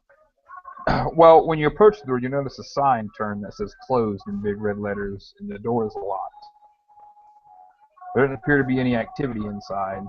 So what's the what strength do I need to open up this door? What are we trying to like kick it open, or just like in a more subtle fashion? I guess. I'm trying to it's finesse like, it open. Yeah. Just like kind of crank the handle and snap the lock kind of thing. Oh. All right. We'll say that will be it's a level 3 cast. All right. I'm going to expend a thing of effort to bring it down. All right. So with your break objects training and effort, it'll be a 1. So you just need a 3. Okay. 19. No alarms go off. All right. So now you can apply a minor effect if you'd like to snap it and gently open it to perhaps allow Lucian to finagle the wires real quick and not set the alarm off. Absolutely. Awesome. And I turn to him and say, I'm learning from watching you, Lucius. That little maniacal smirk pops up, pats him on his big, muscular, brown bear back, like, it's cool, buddy. It's cool. Just like the heat from a wolf enters into your hand from touching this primal man. God. Whoa. All right, so yeah, I finagle the wire so the alarm doesn't go off, and we go ahead and slip our way in there. So you guys make your way in, and you kind of hear the slight tingling of a bell, hanging over the door as it hits it. No, you don't really draw anybody's attention. It's a city. It's kind of loud, and you will notice that the handle is quite loose in the frame at this point. And you shut the door behind you, and you see rows of shelves, and on the shelves are all kinds of various decor. Most of them made out of different types of crystal and rock, polished. One second. I have a cell phone. Can I set up my cell phone to put on video and do a chat with Lucius's phone and set it outside so we can watch anyone approaching from that door? Would Uxio reasonably know how to do this, I think, is the question. Yeah, I have a cell phone. It's very easy to set up a video chat. Anyone can do Google Hangouts. Right. All right. I'll allow it. I'm not sure if you Awesome. actually, So now we have eyes on the outside. Yeah. All right. Man, I'm looking around like I'm picking up some of the crystals and checking it out. And I turn to Lucian while he's setting up the cell phone, and I say, "Look at this shit. New age. Good stuff." Yeah, it's very much like a hippie shop. So there's a big glass display case at the front counter, and inside of there are all kinds of different crystals, various shapes and sizes for your, whatever newfangled hippie shit these kids do these days. Yeah, once again, objects corrupt America being stupid and indulgent in stupid-ass material objects. I walk into the shop. I see this crap. Where I'm from, we butcher sorcerers. As I'm dangling the crystal looking at it. "This is good for my vibrations, man." I stick it in my pocket. I grab a crystal. I fucking break it in my hand. Necromancy. "Easy, Uxio. Easy. I ain't bringing nothing back from the dead."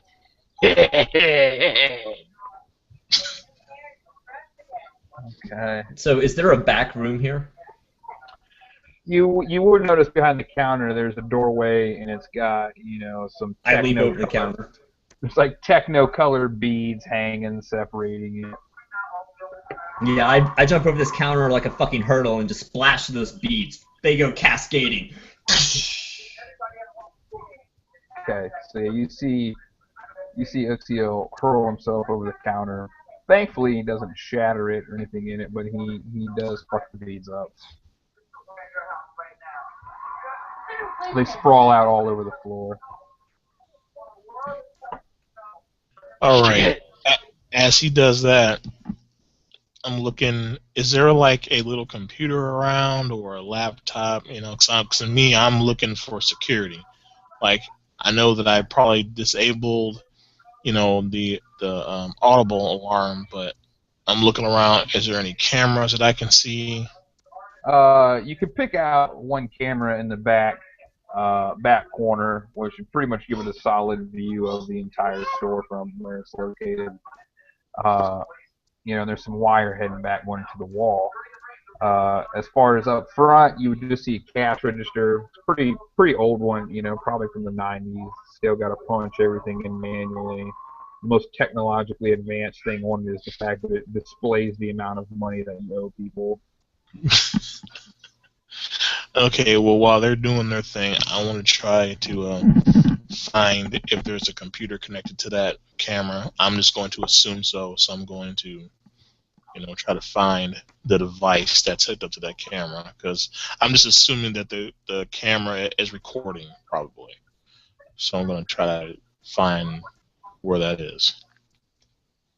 Although with the environment, that might not be the case. Right. You would assume that it's somewhere in the back room where Uxio headed off to, or I don't know, currently standing at. All right. Yeah, what do I see back there? It looks like a pretty typical break room in the back. There's some basic storage, a table. There's a large fridge sitting in the corner, microwave. Nothing too out of the ordinary, and there's a small like computer and monitor display. There's a TV and a VCR and like every episode of DuckTales and Fraggle Rock on VHS because that's what potheads are gonna be watching. Yeah. There's a fucking air mattress and like some toy instruments that use synth sounds. Yep. I want to search through the area and see if I can find any kind of evidence of them having this spiral drug. All right. You have search? Are you trained in search or investigation or anything like that? I am trained in breaking shit. Balthazar is. Balthazar solves fucking mysteries, man. Yeah, I'm looking. Right. If I was a drug, where would I be? I'm just looking Right. What I want actually. Here's what I want to do, though. I want Uxio to do the search, but I want to coach him through it. I want to cultivate his intellectual, abusive, violent side. Okay. So I'm just like the savage primal man, and with the instincts, I start looking around. So I'm going to start tearing through stuff. Well, not tearing it apart, but just like looking through, sifting, smelling. All right, so that would be it's normally a level 5 task, but with him helping you, it's going to provide an asset, which will lower it to level 4 for the purpose of your search. Okay. All right, I'll do the roll too, Heath. I fell. I have a 10. Okay. So like I'm watching over his back and I'm seeing him fuck up, even though I'm trying to help him. So I'll start the search like behind him while he's doing it. All right, and since you're trained, that will also drop it down to 4 for you as well. All right, and then I'll reduce it by 1 step and use my effort. All right, so we're looking for a 9. And I'm gonna take that from my might instead because I can use that ability as my Lets you pull it from any pool. Yep, it can be a speed or might for it. That's amazing. Nice. Yeah, so I got a 5. Oh. All right, so you guys you're looking around pretty good, and nothing seems out of the ordinary, really. Looks like a I'm pretty seeing some typical break room. Some funny shit. I know someone specifically told me that it was going to be here. All of our intel points to this place. I want to try it again. Absolutely. All right. So I'm like, there's this fridge. I fucking pick up the fridge like a fucking hulking man. And I'm going over to the microwave, pick it up with one hand. I go and I'm looking through the crystals and the beads. So, dude, 14! That fridge must be chock full of shit. This is like a hippie store. Like, I'm talking hundreds of pounds of munchies. Yeah. Hi, If Steve. you wanted to pick the fridge up, yeah, you'd have got it with the 14. So as you wrap your bare arms around this thing and just begin to fucking rip it from the wall, a cool breeze, a draft just kind of washes over you, and you can see behind the fridge a small doorway with stairs leading down. So with the primal instincts of the first man, I just jettisoned down there like a gust of wind myself.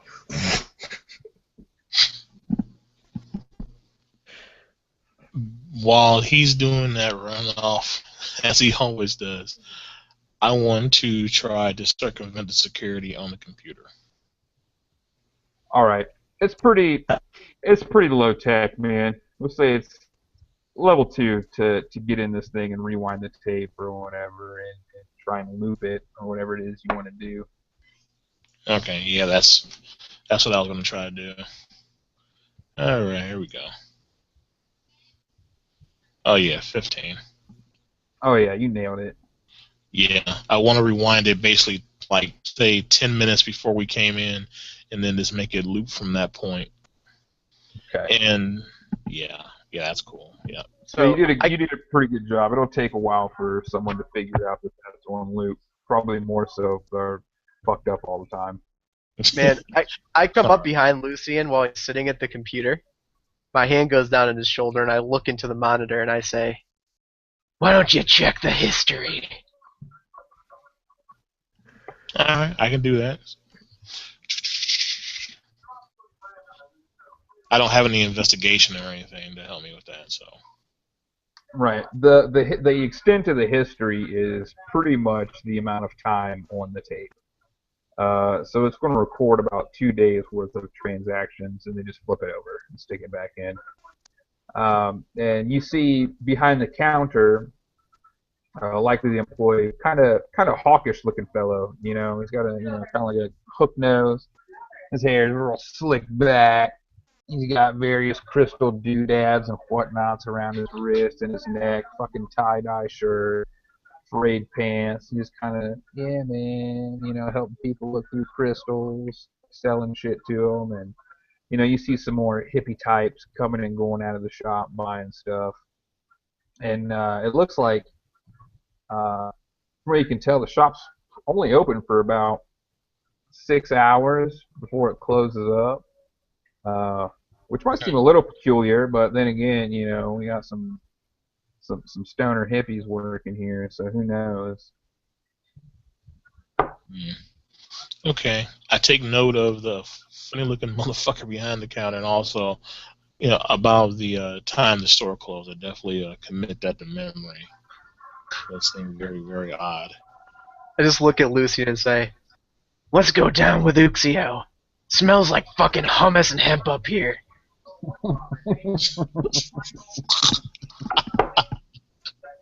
So I would like to try a stealth roll as I move down here. Okay. I want to try the agile slink of stealth personified, like a panther moving down into the darkness. Okay. Sure. What's We'll say it's a level 3 task. All right, cool. 18. All right, you are a shadow amongst shadows. You see me, like my shoulders just roll, and I enter into the shadow. And I sidestep, sidestep, sidestep. Crane my head. What do I see down here? So as you descend the staircase, you find a small room. It's pretty narrow, and there's a large plastic table set up. And on the table, you would notice what looked to be like some scales. There's a few small tools for perhaps scraping or measuring. There's a couple of large containers sitting on the table, and you notice a pile of boxes tucked back in a corner. I wanted to go over and check out those boxes and check out those containers. All right. Checking out the boxes inside, you would notice some familiar-looking vials, very much like the one you took from that peddler. Inside the containers, you would notice what looks to be like an almost gelatinous-like purple liquid. Not quite like what was in the container, perhaps more raw in form, still needing processed. Is there a And sink there's, here? no. There's the one upstairs in the break room, the back room. Okay. Thump, thump, thump, thump, thump. Me and Lucian come walking in.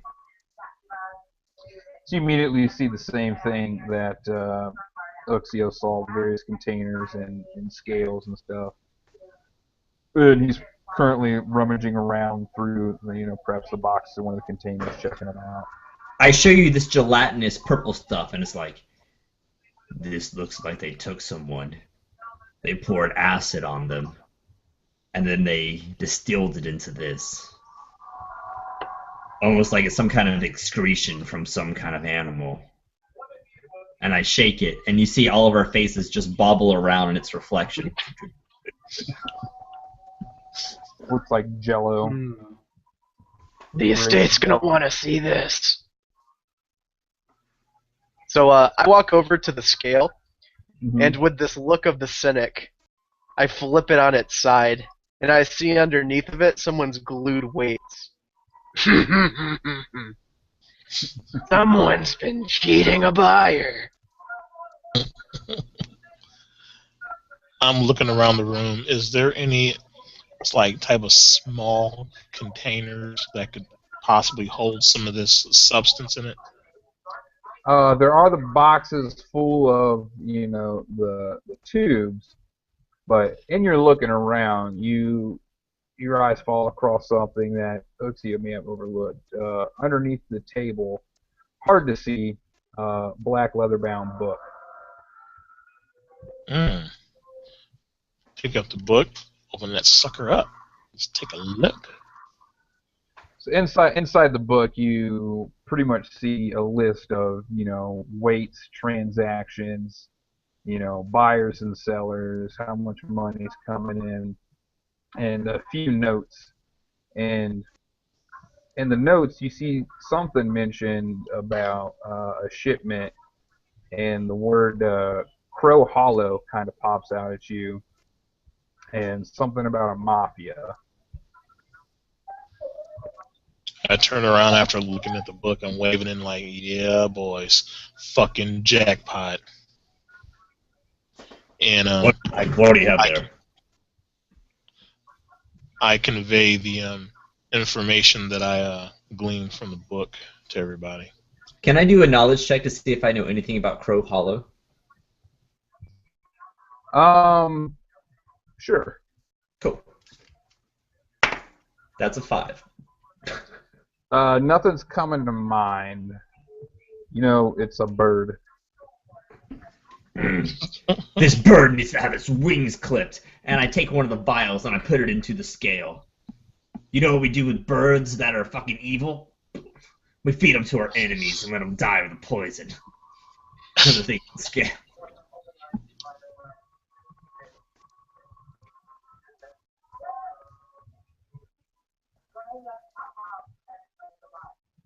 Balthazar, have you ever heard of this Crow Hollow?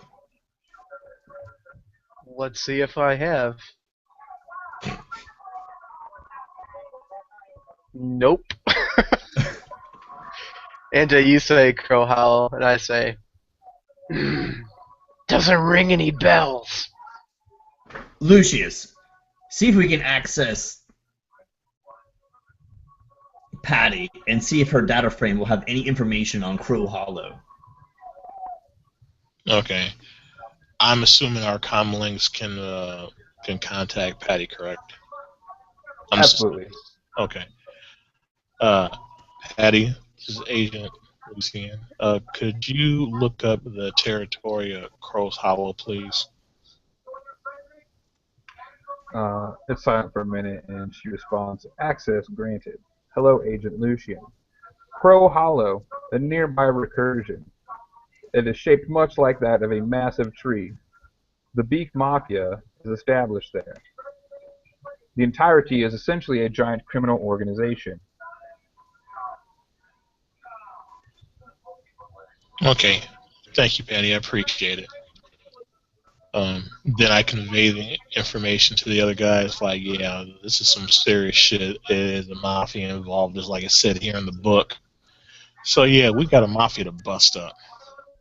I grabbed the container full of this gelatin. I put the stuff on. I want to take all this drug.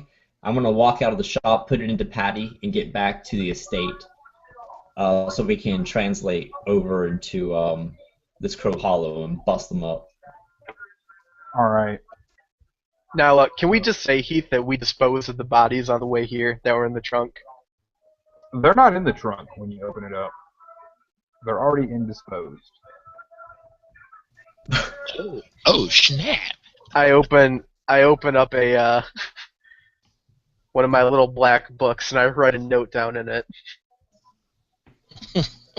On my way out, I grabbed my phone that's been hooked up to Google Hangouts, and I put it back in. So I have that. As we're moving up, I look at Uxio and say, "Uxio, be honest. What did you touch in here? We need to wipe it all down." The fridge, the microwave, the crystals, the beads, the counter. Everything. I fucking start this horrible hazmat process of trying to erase our tracks. Is there some kind of rule I can do for that? Yeah. We'll say to clean up the the DNA trail he's left behind. We'll say it's a level 3 task. I say just fucking burn it. Shouldn't be too difficult. It's not terribly clean in here to begin with. Burn it. Go wait in the car. And I turn around and start wiping shit down. Alright, I'm just gonna go back out to the car. Not good, so I actually failed it. Oh, shit. Alright, so it takes about a half hour or so to go through the process, and you're pretty certain that you've gotten everything. You even went out of your way and restrung the beads to hang those back up. But then you see like the little vials inside of the scale, and all that weight's just coming down. Yeah, I didn't fucking clean the vials that he had set on it. No, and there's also a large container of the stuff missing. Yeah, you can't let that get on the streets.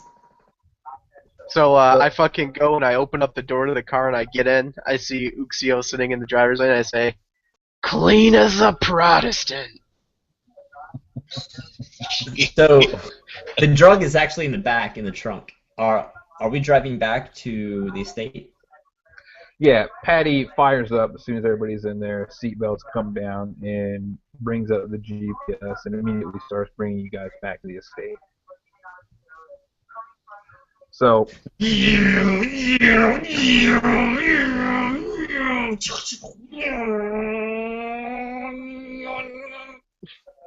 yes, Uxio plays race car driver the entire way. It sees him fucking going like 90 miles per hour. I just lean over the seat. "You gotta take a shit or something? What's the rush?" Well, you guys arrive back at the estate. Patty drops you off out front. The door is open. Have a nice day, agents.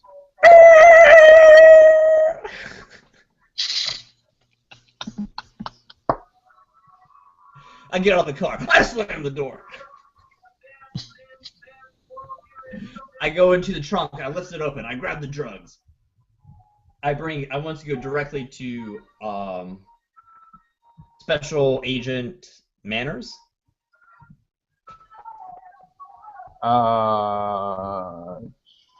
Sure. Is that her name? I can't remember. You mean Director Simmons? Oh, it's Director Simmons. My bad. Only reason why I remember is that's my last name, so I remember it all the time. All right, so you make your way to Director Simmons' office. You knock on the door.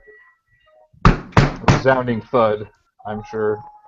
A few minutes go by, and the door opens and she's standing there. Greetings, agents.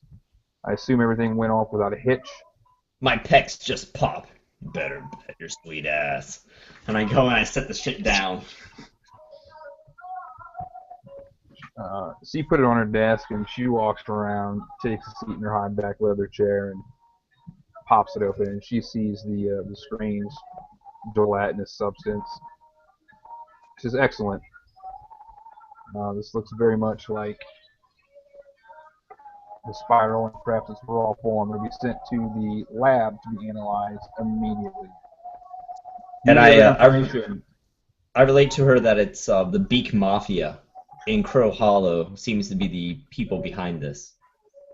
Now, as she walks and slams it down, I look to Uxio and I say, "Must be jam, 'cause jelly don't move like that. And I ain't talking about the stuff in the tube." As both of our eyes go down to Simmons' ass. So, like I said, she sits and steeples her fingers, face placid, and just nods. So the Beak Mafia has something to do with this. What does the Beak Mafia have against the estate? Director, can you fill us in with any pertinent information about them? The Beak Mafia reside in a recursion known as Crow Hollow, full of thugs, gangsters, very much a mafia, as the name would imply. Rather large, not something a task be undertaken to shut them down. They pretty much are always looking for a way to make a quick buck, whatever that may be. So how do you want to play this? Hot and heavy? Do you want us to go undercover? Penetrate the organization? Find out who's producing it and take them out? What are our orders? You pretty much have the idea, Uxio. We need a covert operation. You're going to need to translate over and find out what they know. Find out if they are, in fact, the seller, the supplier, or just the middleman. Do we also suspect them as being the people who leveled the attack against the estate? Do you want us to find out more information about that, or merely stop their operations about creating this drug? We are not entirely certain who sent these spiral-infected lunatics. Hence why we are going to try to infiltrate the Beak Mafia and learn a bit more. It is of the utmost importance that we stop this. I will leave this in your capable hands. Now, I know this will be your first time translating to another recursion. I will send you to one of the gates. Perhaps not Uxio. I know you're not from here, but the others. And you can go from there. There will be a field kit for you to take as well. If anything happens you are not affiliated with or know anything about the estate, for all intents and purposes, you are dead to this organization. I take off my badge. I put it on the desk. Not a problem. I take it and put it in my pocket. I take off my badge and I just put it on the desk. I'll take that and put it in my pocket as well. And I'm going to ask Simmons. So, is this strictly reconnaissance? Is that what you're telling us here? Or is this an assassination? Well, think of the Beak Mafia like a Hydra. Cut off one head, two will replace it. Assassination is pointless. We simply need reconnaissance. It's not a threat that we are currently able to deal with. It's not necessarily a threat per se at all. They're a thorn in the side, little more. I can do Thorn. If that is all, you are dismissed. Meet at the gates in 15 minutes. She gets up and ushers you out the door. So if you guys exit, don't have any more questions, you make your way down. Someone meets you to bring you down. You guys have never been there to this particular part of the facility yet. And, there's a bit of walking, left, right, up, down, zigzag, elevators. Seems like they're intentionally trying to confuse you. And finally you come to a large pair of steel double doors, and they open. And you walk in, and you see a large, round room. And you see various large, circular gates spread out throughout the room. And there's some ramps leading up to them. Some people sitting up inside a loft of sorts and a window, hacking away on computers. And the gentleman directs you to one of the gates. Says this will take you to Crow Hollow. You will find your field kit waiting for you. Once everything is in order, give the signal, and we will open the gate and send you on your way. Best of luck, agents. The man leaves. The first thing I do is I walk over to the officer that's in charge of checking any equipment that you're not taking with you, and I lay all the badges in there. Watch him seal it. Yeah, he puts everything in a bag, puts it in, a stainless steel container, and slides it away through a hole in the wall, and presents you with your field kit.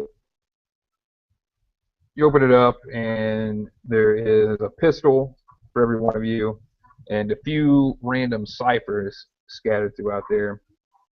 And you also recognize what looks to be 2 hand grenades, a compass, flashlight, and some other, basic stuff, and a backpack is in there that has 2 nodules protruding from the bottom of it. It's more metallic in design, not really a typical backpack. It just has straps, like you throw it on your back.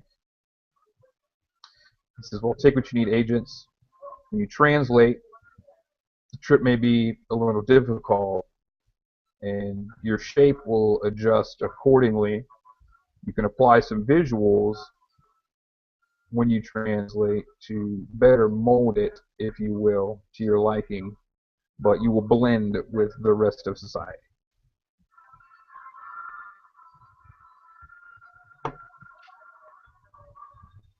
So at this point, you guys can take whatever you want. Oh yeah, I'll fill my pockets with whatever I need, my basic provisions. Yeah, I would just like to grab some ciphers. What do they look like?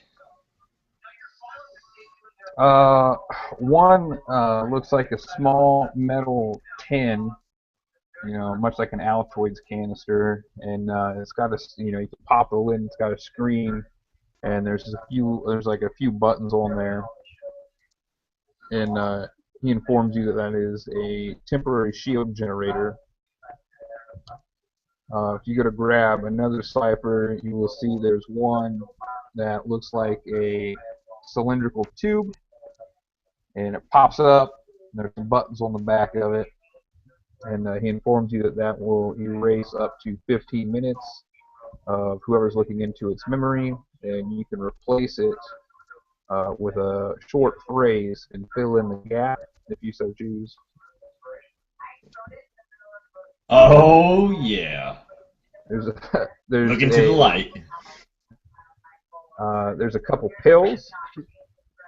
There is the peculiar backpack, the 2 grenades, and 3 pistols are in there.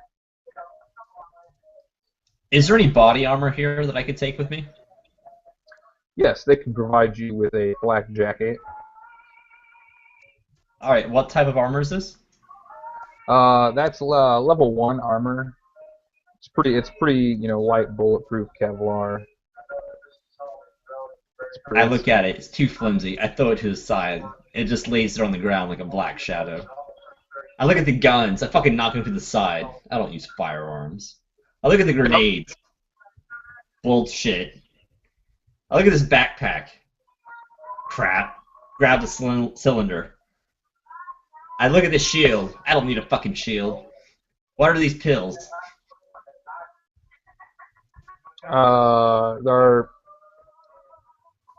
vitamins. You can take it and get the effects of free rest per consumption, and they're also ciphers. So you could, if you take another cipher, you can only have one of those. Oh, so they provide a free rest? Yeah, yeah. So you get to roll the dice and add your tier and stuff. Oh, holy... Yeah, I'll take 2 of those. All right. So you're gonna take those instead and leave the other stuff there. Yep, absolutely. All right. So yeah, Uxio snatches those. I'm gonna walk over to the guns he knocked off the table, and I'm gonna pull the tray back up, and I put my hand in, and what I pull out is a fucking 50 caliber Desert Eagle. I turn and I look right at Uxio, I pull the slider back and let it snap, and I level it, kind of aiming at his head with it, and I say, Uxio, I thought you'd appreciate something like this. Drop this thing in combat, and your opponent will drop their bowels. I pull out a sword. It's fucking hulking. It's like 3 inches wide. Blue steel. And it's like the churn of like leather as I grip the handle. I like something a little bit more personally. I spin the Desert Eagle like a shogun and stick it into my pocket holster. All right. So you're gonna take the Desert Eagle then. What the gun you have now, is it light? Yeah, I'll say the Desert Eagle's light too. I'll just count all of the guns as light. That'd be medium, like for sure. That's a 50 caliber handgun. All handguns aren't light? That's fucking crazy, dude. Well, No, I guess there's light, medium, and heavy.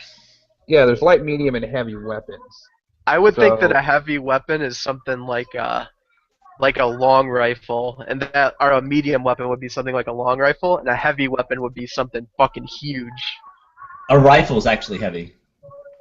Like Right. like an AR though. A long rifle's like a shotgun. Ours a shotgun Right. heavy too. Right, but like I said, for all intents and purposes, it's a 50 caliber pistol. They're by no means small. Like they're big. So I would classify that as a medium pistol. That's pretty much as big as it's going to get for pistols. Oh, well then after I levy it at him, I throw it on the ground and pull out my normal size light pistol, Okay. which is probably a 44 caliber. Okay. What about Lucius? Anything you want to take for the trip? I just stick to my pistol that I already got, like it's modeled after the Ares Predator from Shadowrun. So I just stick with that. The one of the backpacks or the backpack, I'll take that, and whichever one of the ciphers is left, I'll take one of those. That's a jetpack, right? It's a jetpack. It'll allow for an hour of sustained flight. Sweet. Badass. So yeah, I'll take the backpack and then one of the other ciphers, whichever one, just give me one randomly, and that's cool. I couldn't see Alright. Uxio flying up in the up in the air. All right, you take the mind eraser, the memory modifier. All right. All right, so if everybody's all geared up and whatnot, you see this gate start to fire up, electricity crackles and arcs between it, and suddenly there's just a deep, and you see a vortex kind of spinning inside of it, and inside the vortex you can see what looks like another reality, another recursion.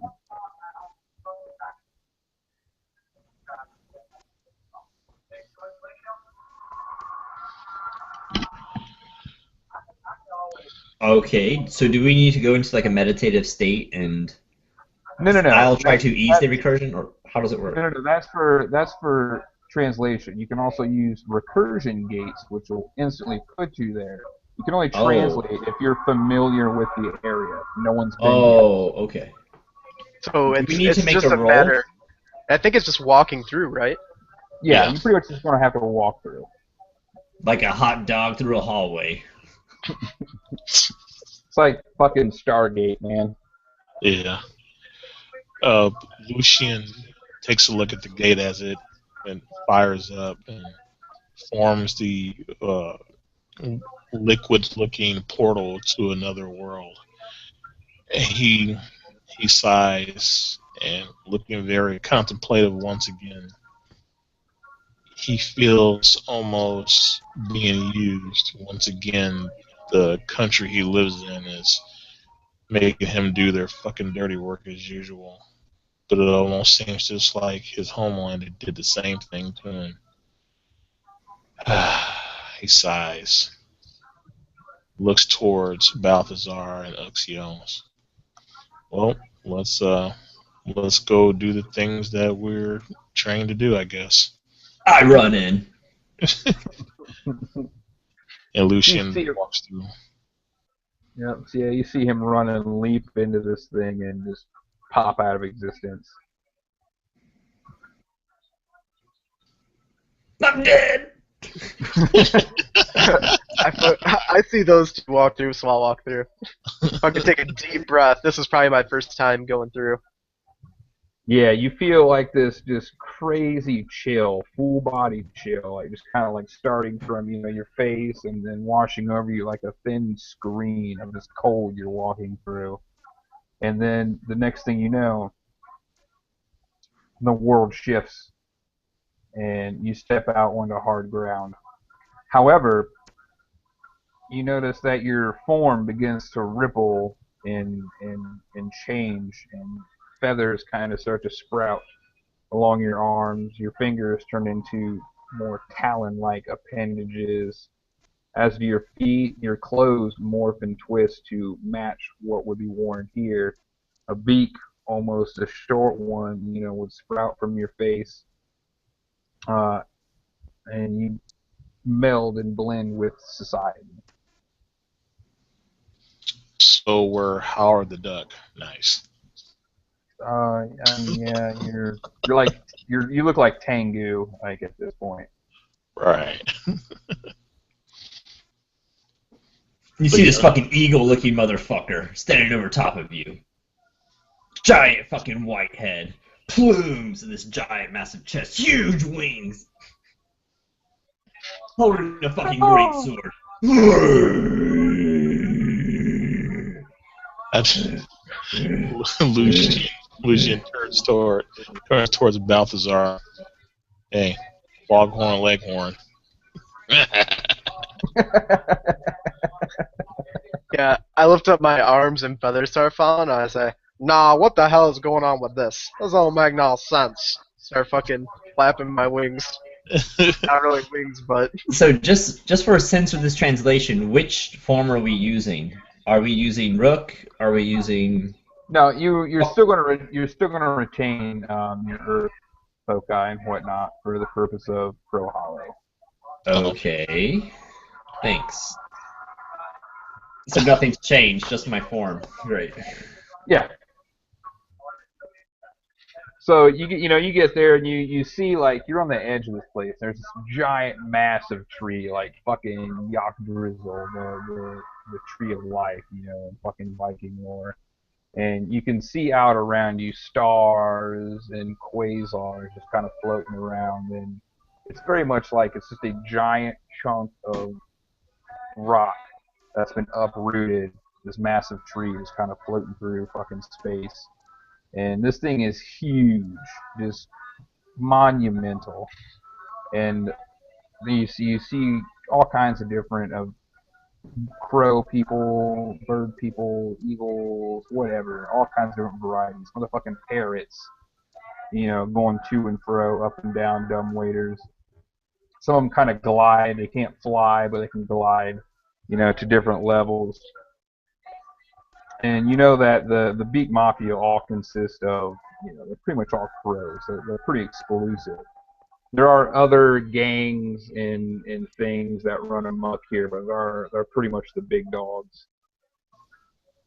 And they're kind of, it's not necessarily, they're not bad per se.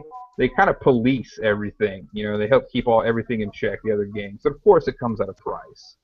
And it's normal here. So I'm gonna look at Uxio. I'm gonna kind of peck with my beak a bit. Well, son, when in Rome, do what the Romans do. Let's be some fucking birds. I regurge a little bit. It's like worms. Uxio, what are you doing? Stop doing that, son. You're not trying to feed your baby birds or something. We're bird men. We're not actually birds. Just turn around and look at Lucian. Jesus Christ, this thing is gonna be a fucking fiasco. This fucking huge wings come out. They're 12 feet long.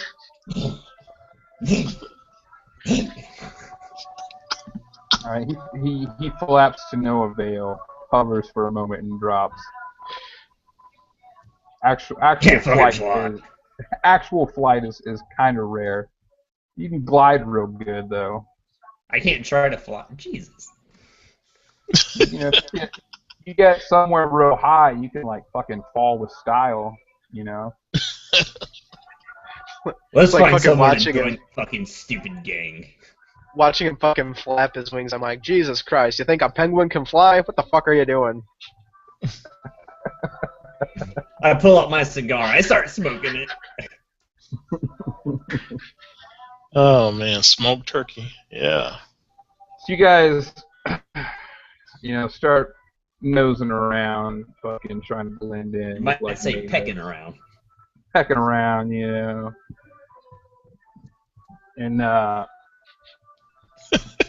asking I am the bird man. I am free. You're asking an awful lot of questions, and slowly kind of working your way up this massive tree. And it doesn't take long before you start catching some attention about who you're asking for. And as you're walking around one of the large ramps, kind of spiraling up different establishments, you see looks to be about a dozen or so black crow-like people, heading your way. People are just. I walk up to him. Yeah, so people are just, dividing out of their way like the Red Sea as they walk down, clearly with purpose. Uxio approaches them. Like, yeah, see here, yeah. See, you're asking around about the big mafia. Is that about right? Yeah, I got a question about the Beak Mafia. Oh, yeah, what's that?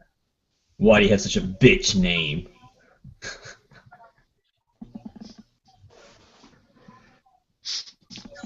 You got a real question, son, or you just looking to take a swim with the fishes? Yeah, that's right. I'm calling you bitches. I'll fucking peck my way up standing next to him and be like, you heard what the man said, son. He's saying fucking throw down or get out of our fucking way. So, will Lucian do anything while they're antagonizing the...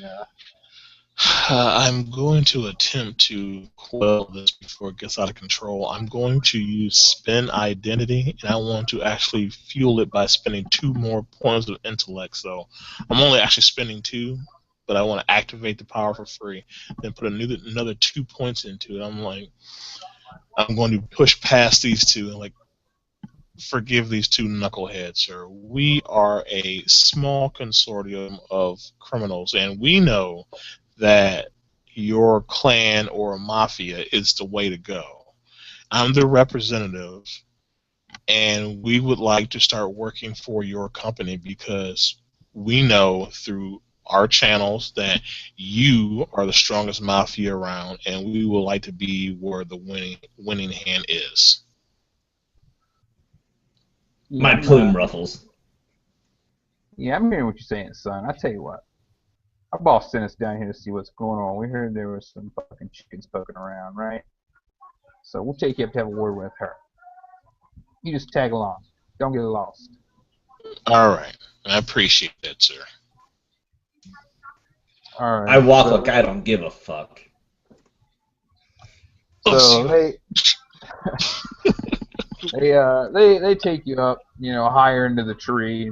Where you came in, you can start to see just looking pretty small. Nice fucking nest here.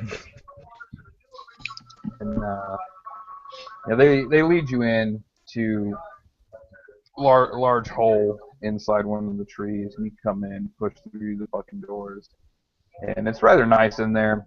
And there's one individual sitting in the back, kind of lounging lazily on a fainting sofa. I think, all right, boss, we got these chickens who flew the coop right here. And I say, obviously, this must be the boss right here, because this boss looks more stronger than the rest of these idiots walking and sitting around here. Obviously, this is the boss. I mean, that goes without saying. What the hell's wrong with you? You got rocks or brains or something? I just said that's the boss. I said, hey, boss, we got the chickens. Of course that's the boss. But yeah, you said it's the boss. No, that is the boss. That is the one with power. See, you got to learn to treat your employer with more respect than that. Say no, that it is the boss. You got to emphasize the boss. But you don't come in here and start telling me how to eat my seeds, son. You got that? Hey, I'm just trying to show proper etiquette. That's all I'm trying to do. Now, if you don't know that, hey, I'm sorry. So she gets up and approaches you three. How can I help you gentlemen today? Like I told your hireling here, saying that The question was rhetorical. I know what you're looking for. I know why you're here. I walk up and I grab her ass with my hand. So you're looking to have a good time too, baby? She kind of steps back, and you see the feathers rustle on like the 24 or so people in there, and they all fucking get up. You hear chairs skid across the floor, and she just kind of weighs them down. Here's the thing. You come here looking for my supplier about the spiral. Does that sound about right? You want to know where it's coming from, where it's going. I'll cut you a deal, alright? I just wanted some money. Seemed like an easy way to fucking get some. It was, still is. But there's some inter-family squabble that's currently taking center stage. And I have a problem that needs taken care of. You scratch my back, I'll scratch yours. I'll roll over on my supplier. When I say my supplier, I mean the source of the drug. Sound good? What do you need done? Someone came and stole my eggs recently. I don't look kindly on people who threaten my goddamn children. I have a suspicion I know who it is. You go get my eggs back and handle whatever son of a bitch thought they could take them and get the fuck away with it. And I'll tell you where it's coming from. Hell, I'll give you the blueprint to the facility. Where is this located at? You're going to need to travel to Arden. My wings spread out. No, easy that, son. You ain't traveling nowhere. Not on those penguin wings. I'm a fucking eagle.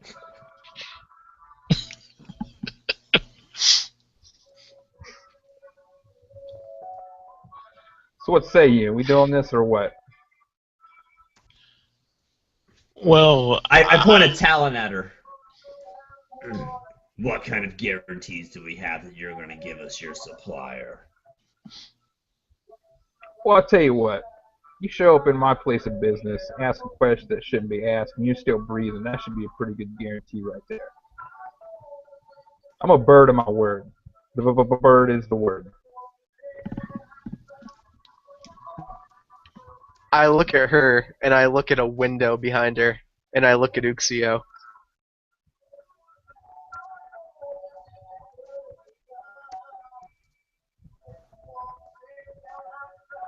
I peck out, yes. I look at Loose Man, I look at her in the window, and I raise an eyebrow.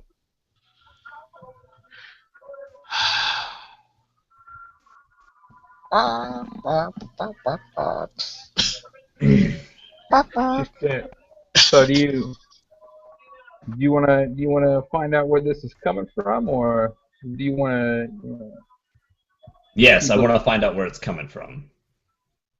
All I, right. I I have a question for her first, though. I start bobbing my head.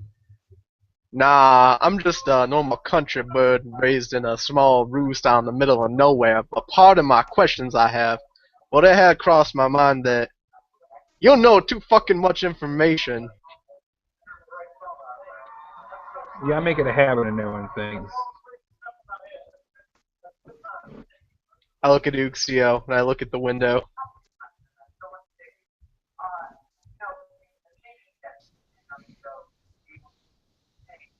I'd take a step closer to this woman. The guards move in closer. Easy, boys. Ain't nothing wrong with the love between two birds. I move a little closer myself, trying to be as subtle as possible.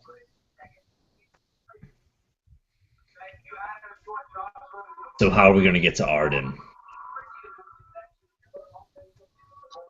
She goes, walks over back by the fainting couch, and in the drawer she pulls out. That's a rock, and she walks over and hands it to you. She's like, "Here, use this. Translate over there. Solve my problem, and in turn I'll solve yours." Now these eggs. See, how many eggs are there? There's 7. 7 eggs. You've How been are we supposed to busy. transport all 7 eggs back here? That's a lot of eggs. I don't care how you do it. Hold them in your arms, put them in a goddamn basket. All you need to do is bring them back. Now, hypothetically speaking, what if we brought half of the eggs back? Or a egg? Hypothetically speaking, if I don't get any eggs back, you don't get your part of the deal. And I'll tell you what, for every egg that's cracked, and goddamn it, there better be none, I expect you to crack 20 of those motherfuckers' skulls over there in return. Nah, you're finally starting to speak my language. And I smile at Uxio. I take this rock she brings over. I have it in my hand. And I want to start the translation over to Arden. All right. I'll be easy in translation if someone wants to focus. I think a paradox is better at that, I believe. It would be me. At easing? I think anyone can ease. However you Yeah, want to do it. anyone can, but I think, let me look, I think some people are better than others. Yeah, some are more proficient at certain parts of it. I think it is for Paradox, but I'll look real quick to make sure. Translation. I'm most effective at initiating, actually. I think I'm most efficient at easing. The vector is always ease. That's what I know. So I'll initiate it. I'll initiate it then, and I'll let you ease it. And what does the spinner do? What does they do? They speed to time? I think you, Okay. yeah, you hasten. Okay. So we'll take it from 4 hours to 10 minutes. Yes. And then you have to make the translation roll to move over. Since I've been to there before, does it help me at all with my role? Yeah, since you've been there before, yes, that'll. I believe you can just go over, but the others will have to make the roll, I think. Okay, cool. Well, Lucien, no sense in dipping our toes in the water. Let's just fucking jump right in and I initiate. All right, so 10 minutes go by and you start to feel your consciousness just disconnect from your body, and everything goes white and black and colors swirl as you begin to translate over to the next recursion. Wow. So, uh, I can't remember what the fuck card it is. For all intents and purposes, let's say, we'll just say it's a level 3 task to fucking move over to Arden. All right, can I? I'm gonna reduce. I want to make sure this fucking works, so I want to reduce it to. All right. Yeah, me Use too. what? I want to use a level of effort. Okay. All right, here I go. Big money, 17. Bam. Boom. All right, now watch me fuck it up. Oh, 20.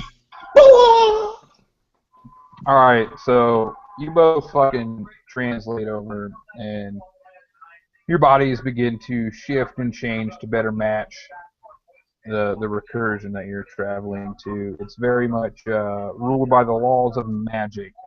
So you would be looking at some fucking D&D-esque style stuff over here. So I translate over.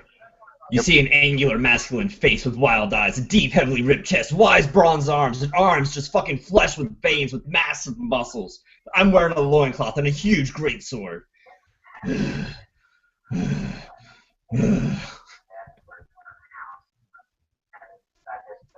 As Balthasar changes, you see a man that's as skinny as a white bone pick. Extremely pale, not very muscular at all, almost like someone draped flesh over a skeleton.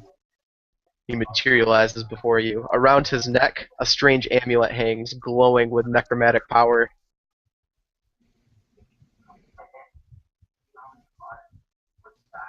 And as I translate over, you see just a normal looking man with a feathered plumed hat that is purple, along with brown leather jerkin and boots, and he's carrying a lute in his hand.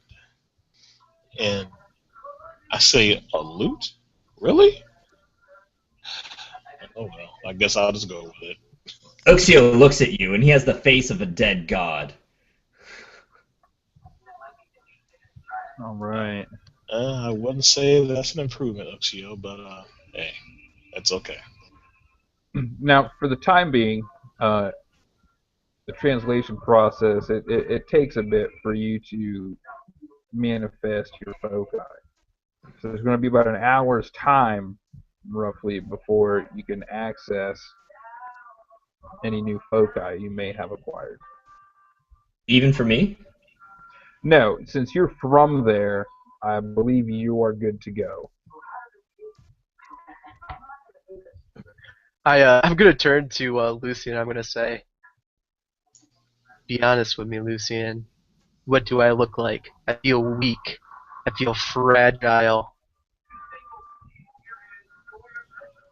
Well, since I consider you a friend now to some extent, I always ask my friends or people that I'm just associated with one question, no, two questions when they ask me that.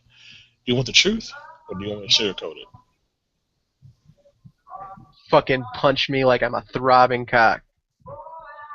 Okay, you look like shit.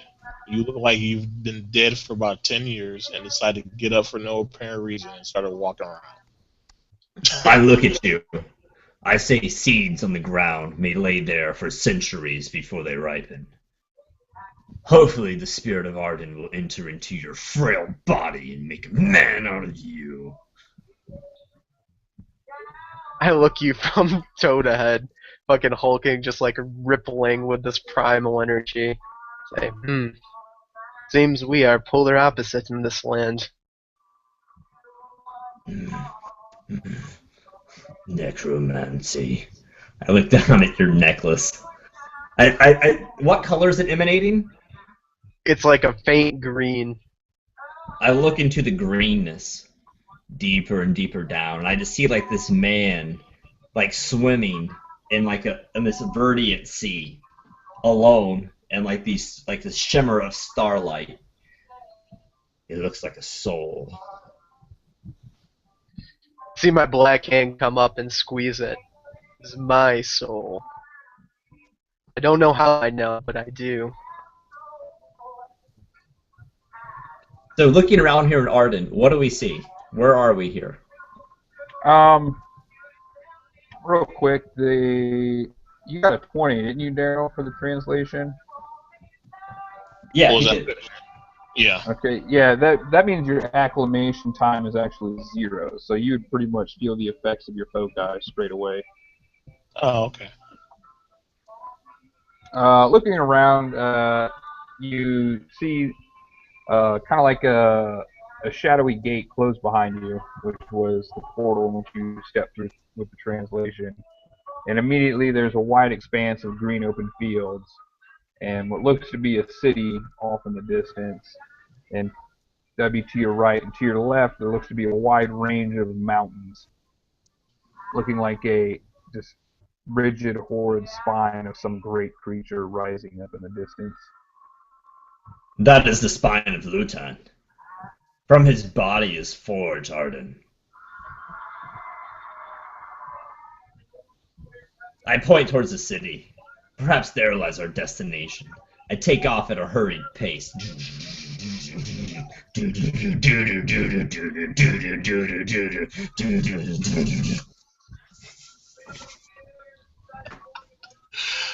Oh man.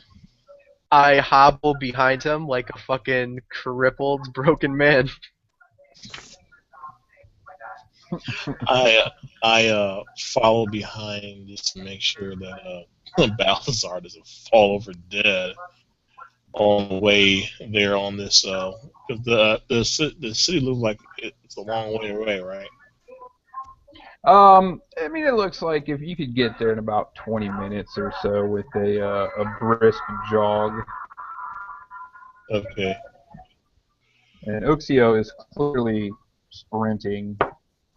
Okay. Yeah, I'm trained in running. I'll walk behind Balthazar just to make sure he doesn't fall over dead from making this trek.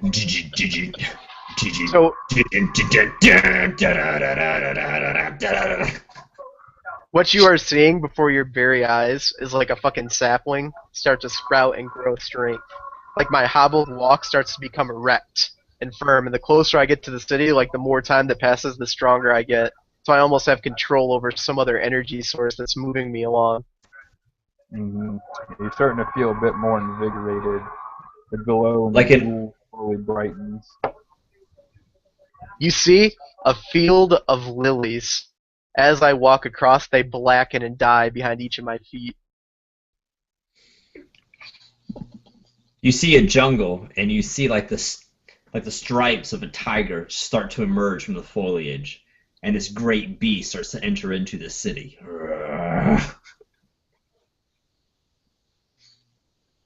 So you enter the city, and it's very much,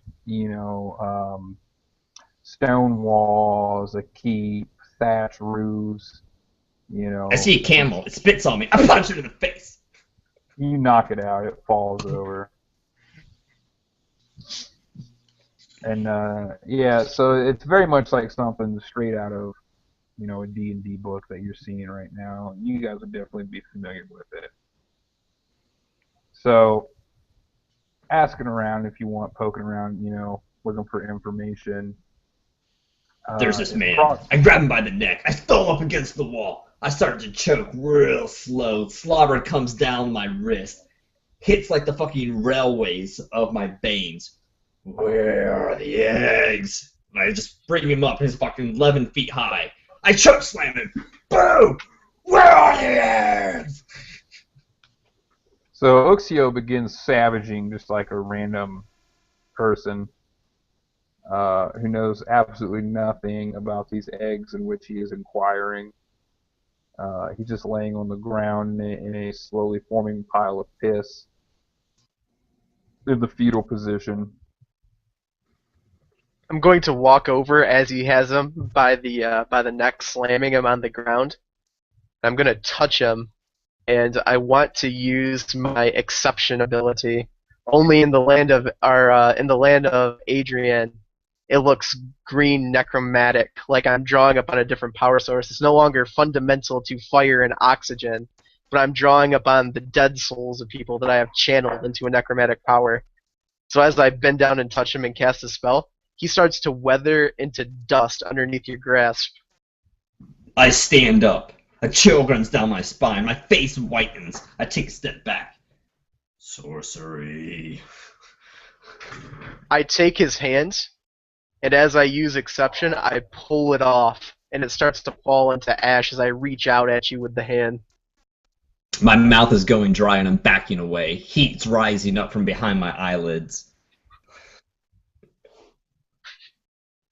What is wrong, Uxio? It looks like you've seen a ghost. I turn. I put my meaty forearm against this brick wall. I swallow down hard. Ugh.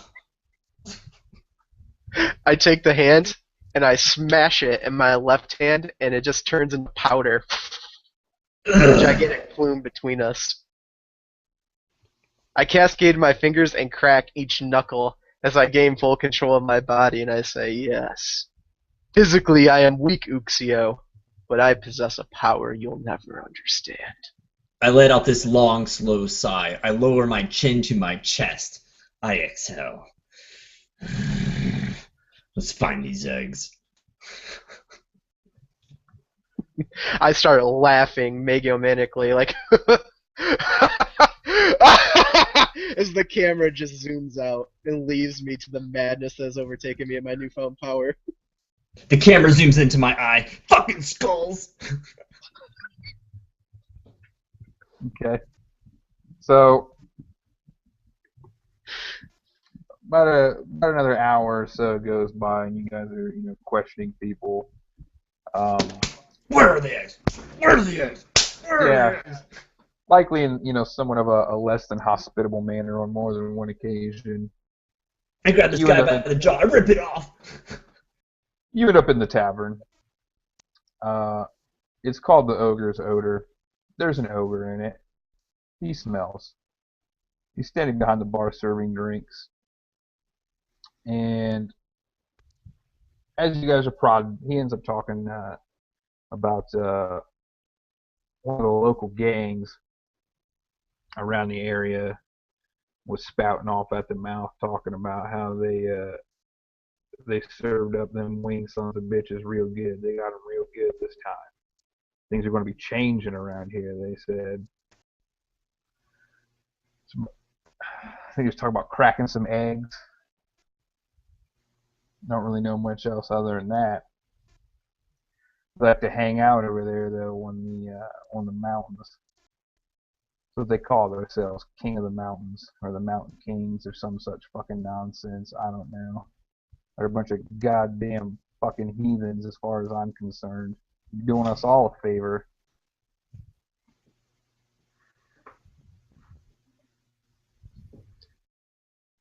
I look at this ogre standing in front of a gigantic mounted dragon head behind the bar. And I turn with a sly look, and I look right at Uxio. Looks pretty strong, Uxio. Think he might be stronger than you.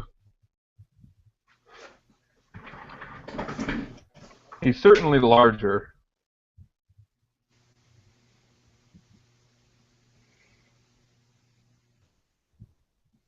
Uxio looks at this man. Squint my eyes. I put my hand down on the bar. And I challenge him to a arm wrestling.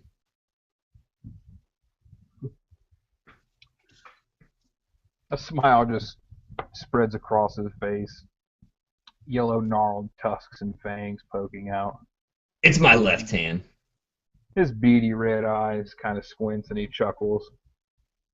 Oh, I concede. I concede. I'd say, come on. I sing into his ear like a liar. He's not doing it because he wants your business, Uxio. He doesn't really concede. He thinks he's stronger. I feel a pulse in my throat. A numbness enters into my limb with anticipation. Come on, ogre. What's Lucian doing in all this? I'm just sitting back, just watching them play their childish games.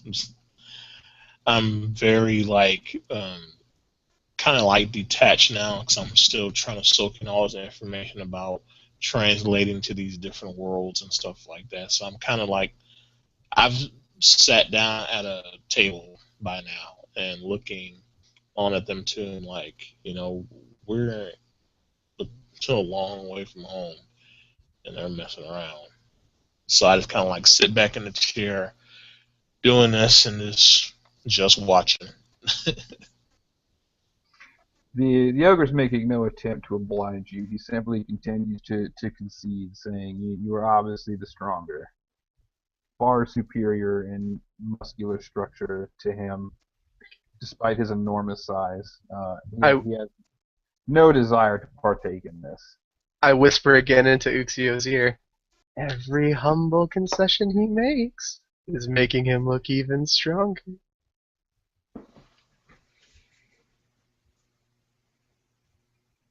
I put down 50 crowns.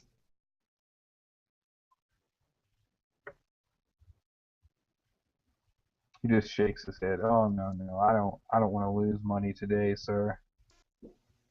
I'll happily serve you a drink though. I look alarmed at this BS. I'm starting to think Uxio's actually stronger. And I stand up and look at the ogre and say, not for 50 crowns? And I take 50 more out and push them next to his 50. 100 crowns. Kind of see his eyebrow raise.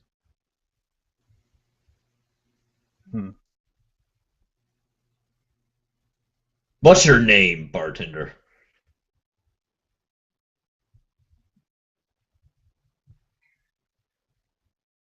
He brings his massive arm over, slams it on the table with a resounding thud. It shakes, glasses clank. His forearm easily dwarfing yours. If you insist, let us be done with it.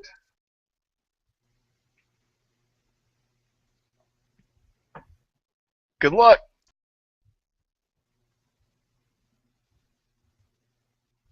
All right. What's the roll? It would be a level 7 task. A level 7 task? Yeah. So you're looking for a 21.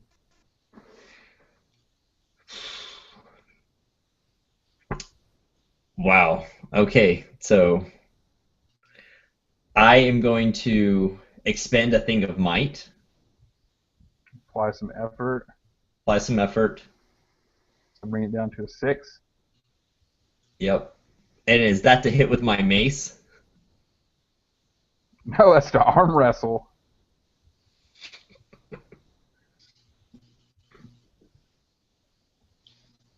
What level creature is he? For all intents and purposes, level 7. A level? There's no level 7. Oh yeah, there are. He's not hostile by any means. Not yet. Not yet. All right. Well, yeah, I'm gonna try and swing down his arm. Let's see what happens. Posey, use up all the luck you've ever had, man. All right. You got this. Looking for an 18. All right, so I'm already.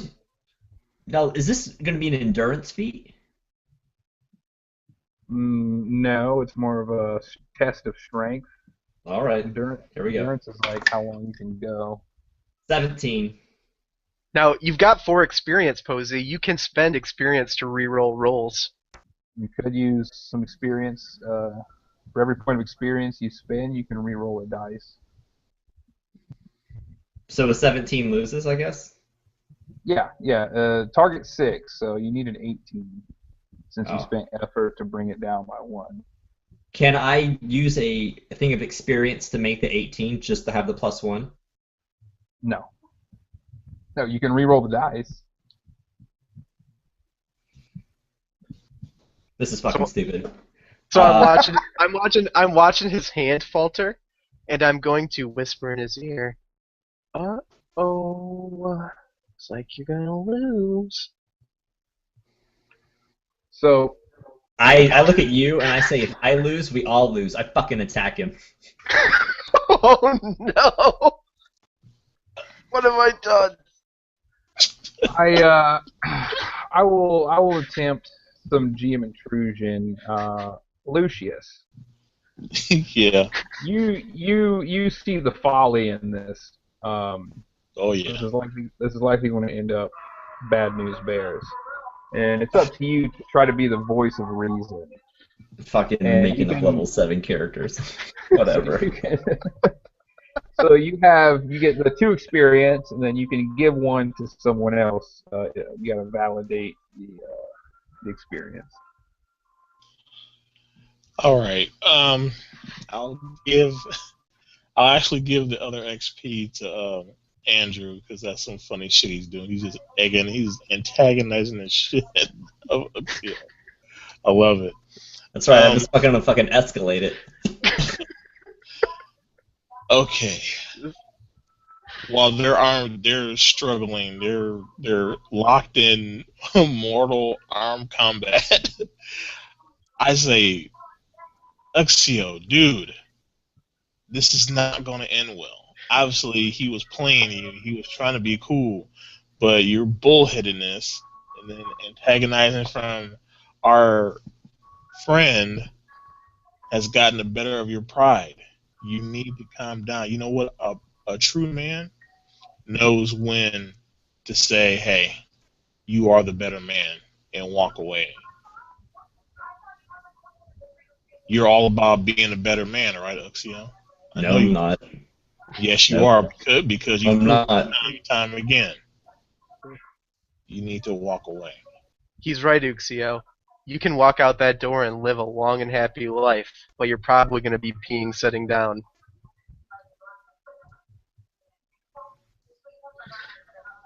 Fucking asshole.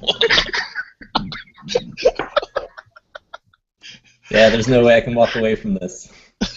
Yeah, I tried. Okay, I'm just going to sit back in the chair, kick it back. Okay, here we go.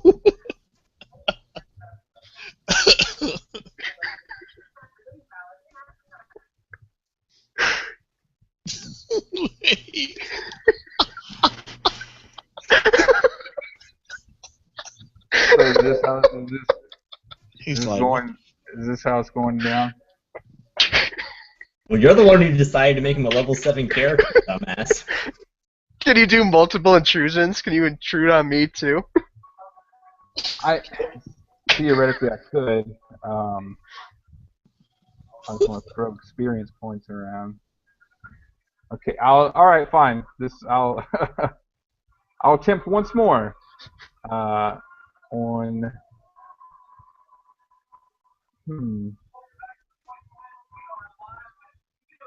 I'll try Balthazar. So you get 2 experience, and you got to give 1 to someone else.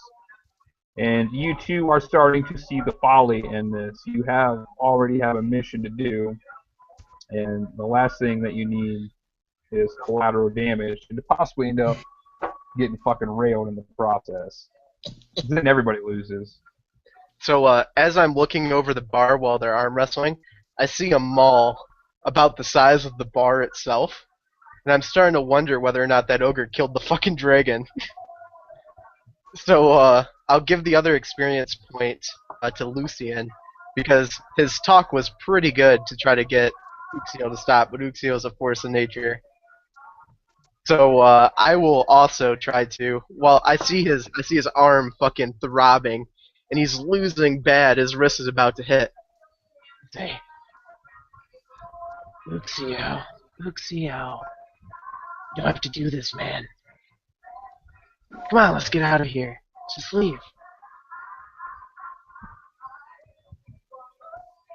I will spend a point of experience to re-roll the die to see if I can win. Okay.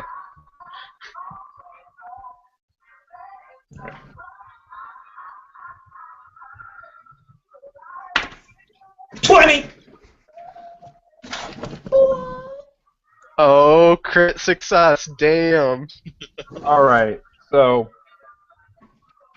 yeah, you feel the strain. Your bones almost starting to give way, but adrenaline surges, and somehow, against all fucking odds. All right, so the major effect that I want to have is I want to make a friend with the bartender. Absolutely, you can earn his respect. Hell yeah! He he nods his head, smiling slightly, and heads over behind the counter Oh my god! and pulls out a small sack and drops it on the table with Holy shit. 100 crowns in it. Well done, human. Well done, besting me. Anytime you need anything, you let me know. What is this guy's name so I can put him down in my contacts? His name is Coldren.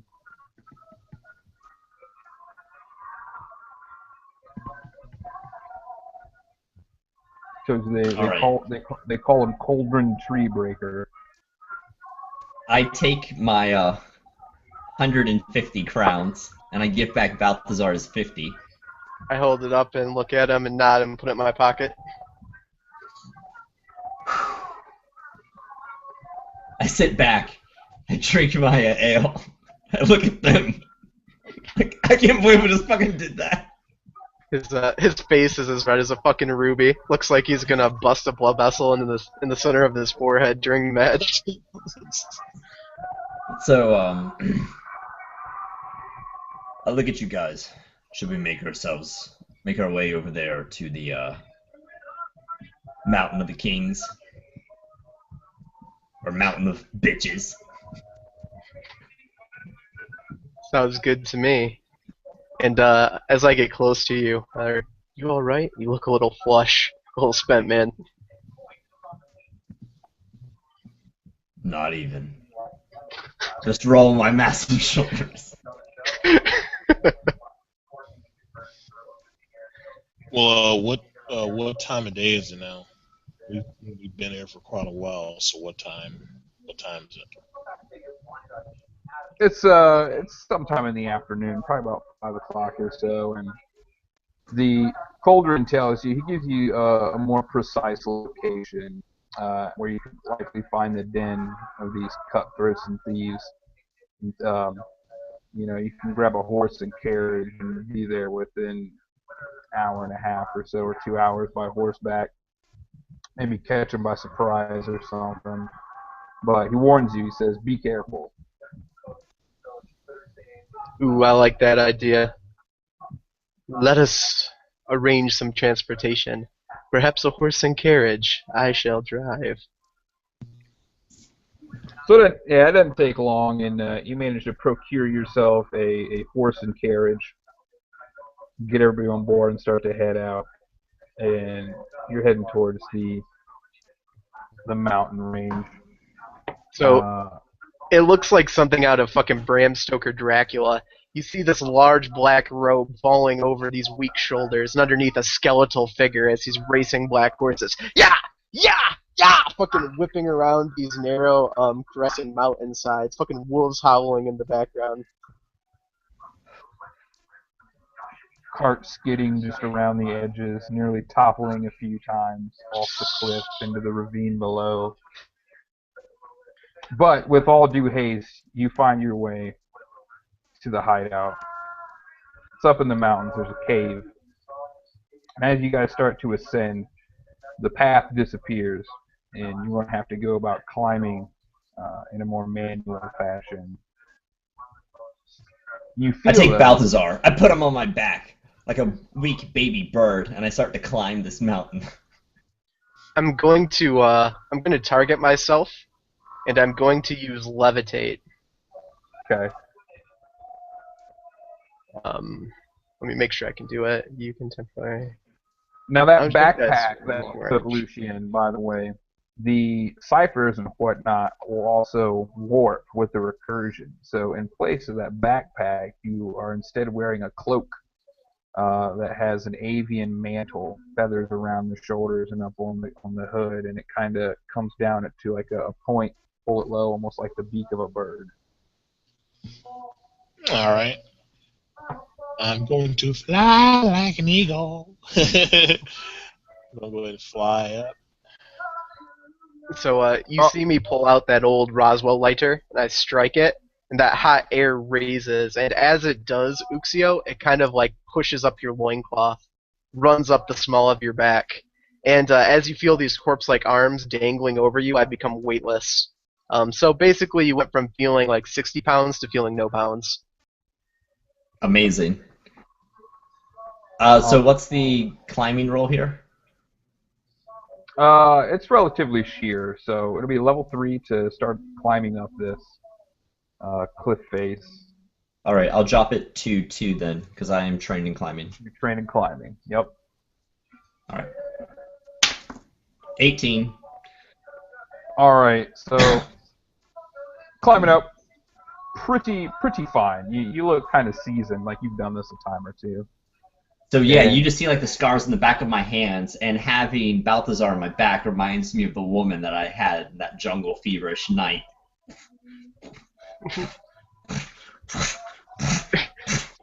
Now, how many rounds are you going to say it takes to climb the mountain, Heath? Because I have to continue casting levitation on myself. We'll say you guys can get up there in probably a round or so. It's not going to take long. I'll do- So I wouldn't worry about that. Fuck yeah. And you see Lucius seeming to have sprouted avian-like wings from his back, just soaring straight up this thing. I just look in awe. Lucian, that's amazing! He's trying to concentrate because he's not really afraid of heights, but this is something that he's never used before. So he's like, as he flies by, he's like, and then he focuses back on flying with the cloak. And I want to, once I finish pulling myself up, I want to do a recovery roll to regain my lost points from my might. All right, absolutely. Cool. So you guys get up there, and you're on, there's this peak of a smaller mountain ahead of you, and there's a large black gaping hole. Looks like teeth hanging down the stalagmites. Looking down the cliff, it's a couple 100 feet or so. And you hear just this bellowing noise echoing out from the cave, followed by a screeching, and these black shapes begin to flit out, hurling up into the sky. The sun's waning, and upon closer inspection, you see that they're sapient in form, and they begin to circle around overhead, slowly funneling down towards you. And you can hear the chittering and chattering, and a few larger shapes begin to peek out of the cave, and they look very much like this. Batman? So you see a massive winged gorilla jump out, hanging on the side. A tall, lithe baboon, clad in armor, and a smaller chimp, holding a spear, darting between the two. The savage Uxio squats down, the power just building into his thighs and to his calves, and the spring core just unlashes as soon as one of these winged gorillas come up, and I want to split one from the skull to the hip. The other ones are smaller. They don't look quite like gorillas. More like winged fucking chimps. And the gorilla. I'm going for the silverback. He asked, "What are you doing here?" I'm not answering. I'm killing. My hand goes to my pocket and I pull out a ring and slide it on my bony finger. Start rotating it as I look at the large silverback. I'll ask you once more. What are you doing here? While Uxio's charging, of course. I just yell, "Succeeding you, Ape King!" and run behind Uxio. Alright, so we're just going straight into initiative. I mean, I figure Uxio knows what he's doing. This is his home world, right?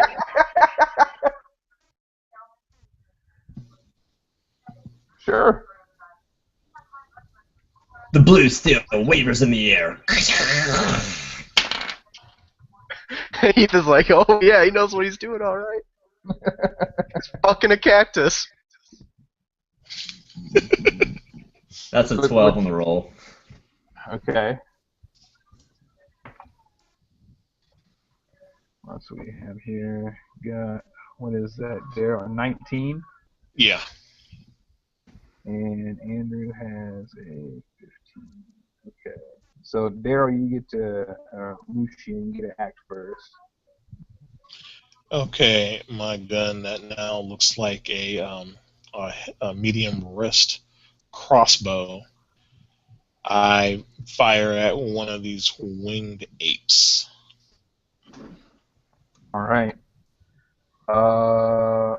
They are, you're looking for, they're level 3, so you're looking for a 9. Okay. I think I'm going to use a level of effort. Okay. Alright. Here we go. 20. Oh!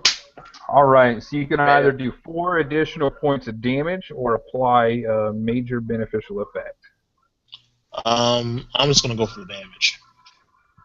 Alright. And what are you firing? Was it a light weapon? A medium weapon. Okay, so it'd be 8 points. Alright, so you blast this thing in the chest, and it starts to go in a downward spiral, and moments before it hits the ground, its wings unfurl, and it kind of skims across, badly wounded. Not down, but definitely hurt. Alright, cool.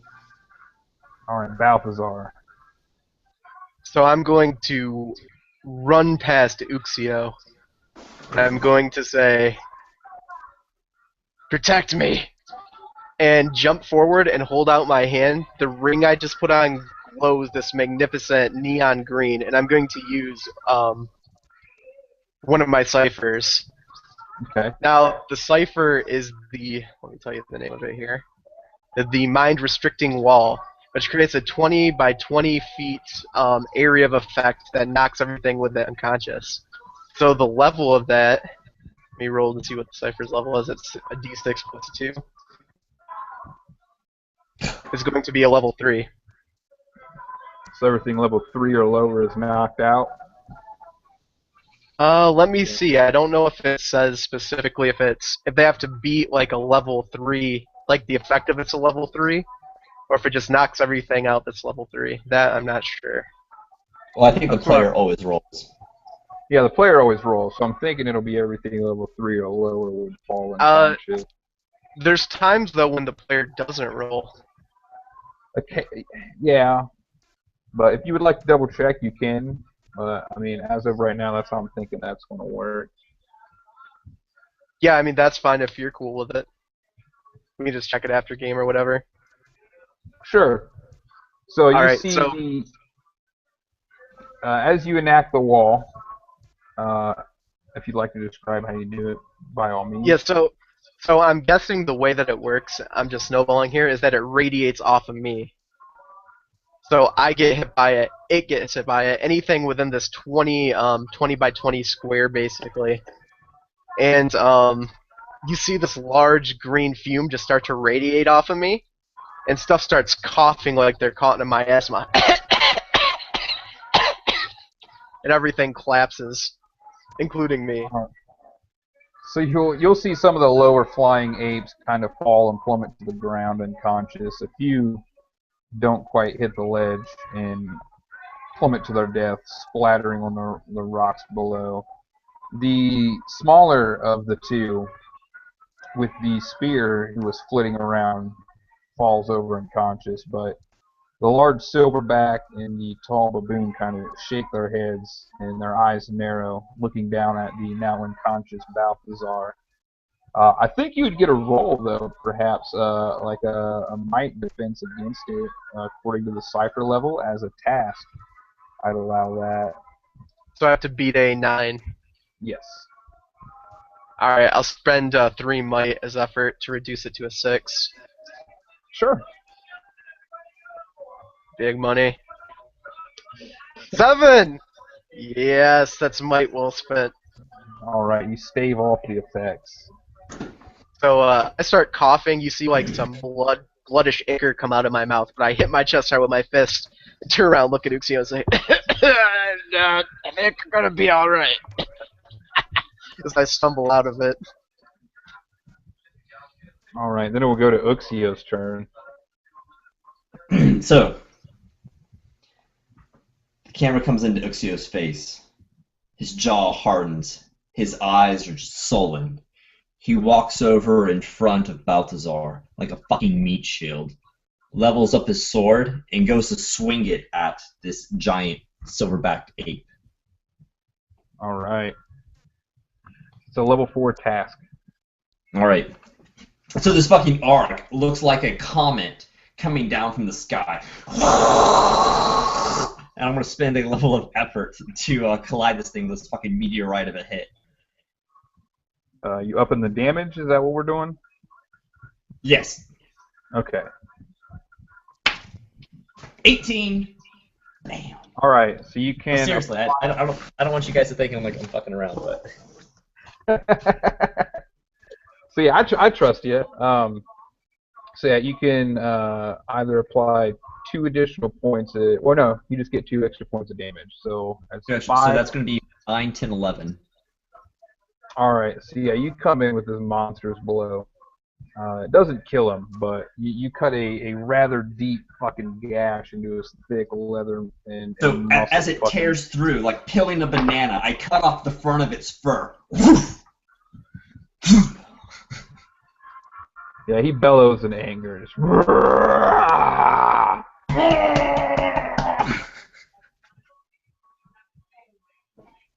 all right, we'll go to their turn. So he's going to retaliate, and you see him unsheath this just massive fucking shamshur, clearly meant to be wielded two-handed, and he obliges, taking it up, and he hoists it up into the air and leaps forward with a slight buffet of his wings to gain momentum, and comes in with just a huge fucking sweep as if to cut you in twine. I will expend might for my speed defense to lower it. What is it going to be? So that'll drop it to 3. So it'll be 3? 9. 9. 15. All right, so you managed to sidestep this fucking monstrous attack. So what I do is I grab the back of Balthazar's neck, and I move both of us to the side as it towers in between the two of us. Dust floating up. Gotta Zooming on Balthazar's eyes. Whoa! Wow! The baboon takes wing and just lunges forward, talons outstretched to attempt to bury them into the shoulders of Uxio. So you can make a defense roll. Alright, so I won't be able to expend effort this time, right?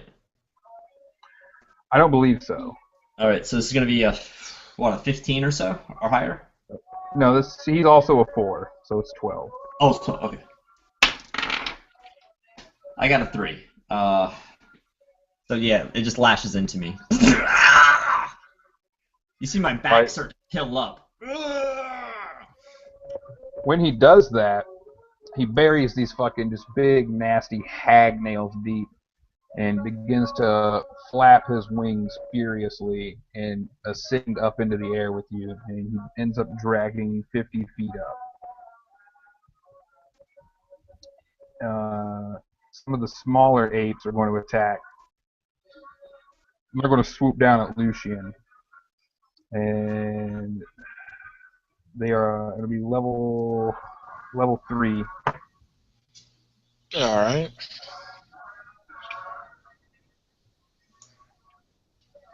And that will not work. So they come in slashing and clawing with their fucking fangs and teeth and deal 3 points of damage to you.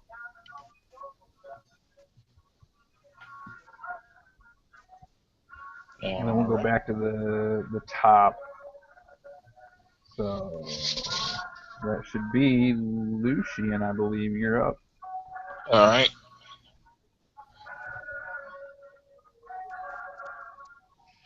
All right.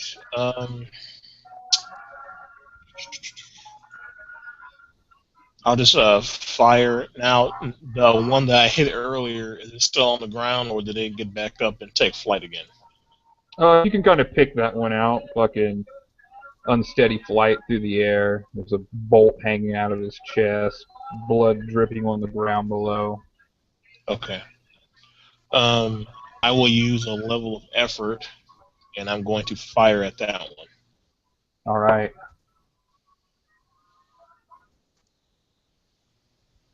Okay, 14. There you go. All right. Yeah, you hit it for sure. Go ahead and describe how you kill that one. All right. It's taking flight. It knows it is hurt, but knowing to protect its boss, it still tries to stay next to it. It wheels around in the air to stay the hover by the boss who was taken. I believe Uxio got grabbed by the boss, right? Yeah, one of them. Okay, so it goes by its boss, and as it's like, haha, we will win the day. A bolt flies in through the left part of the wing, pierces through the wing, and right into the side of its head.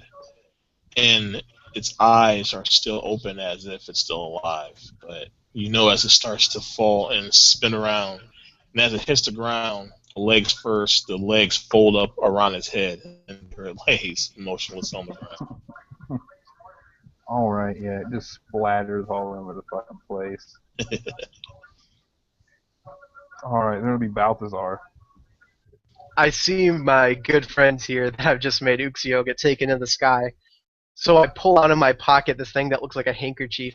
And as I unfold it, you see a blazing emblem on the upside. It looks like an eye opening up as light radiates from it. And I yell up at Uxio, "Do not worry! Slay the beast and I will save you on the downfall!" And I start running underneath of him, trying to mimic his movement.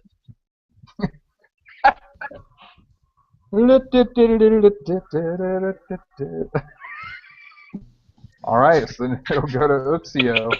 My back opens up like a fucking cobra. Woo! I take the sword up, and I'm just gonna fucking cut this guy right between the legs. Boom! Castrating him. Okay.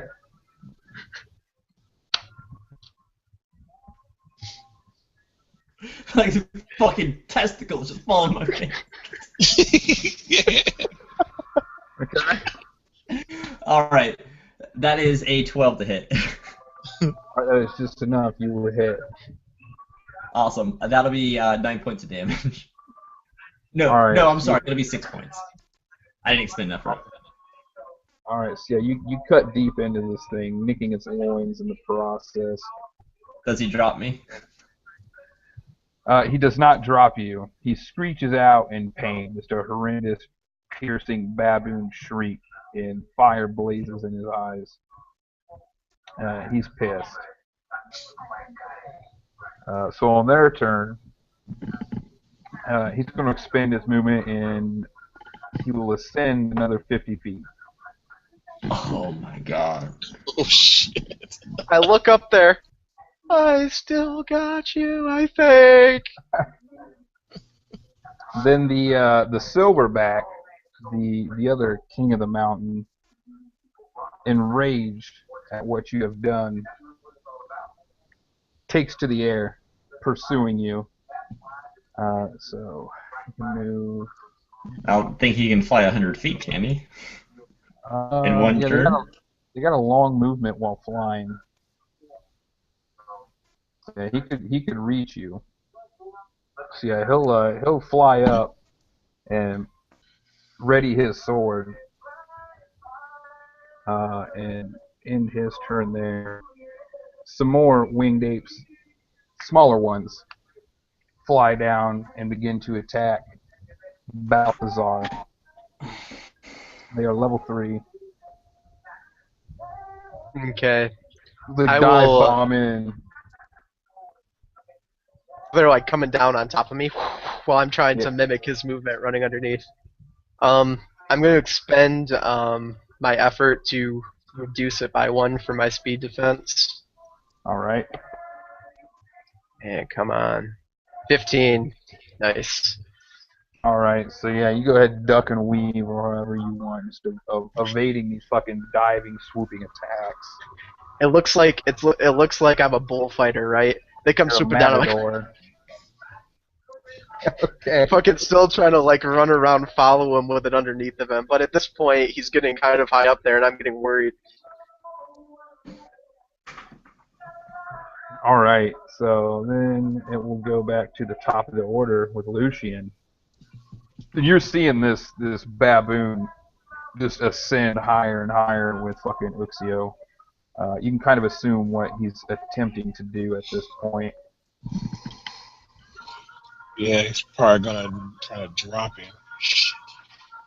Knowing the range of my weapon, can I get a shot at that boss that's got Uxio? Is it like it's not a hand crossbow, is it? I It's a just medium fling. weapon. Yeah. I'll say it's a light crossbow, and you can try and pop a shot off at this guy. All right. Cool. I will go ahead and expend a level of effort to my roll. All right, so I'll drop it down to a 3, so you need a 9. All right. Come on. God damn it. Shoots wide. You see a crossbow bolt zip by Uxio's. Hear it whizzing in the air.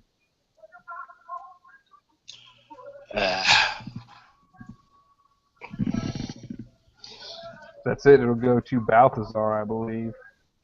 I'm gonna continue readying my action and just trying to stay underneath of the dot. All right. I want to climb up top of this baboon and fucking ride on its back and take my my loincloth, put it in its mouth, and fucking ride it. All right. You can attempt to break the grapple. Is that my whole turn? Is the break? I want to fucking hold on to it though. I want to climb up him. Is that possible? Yeah, you can attempt like a might or speed based roll, and attempt to break the grapple. Now this is important. Is this my whole turn?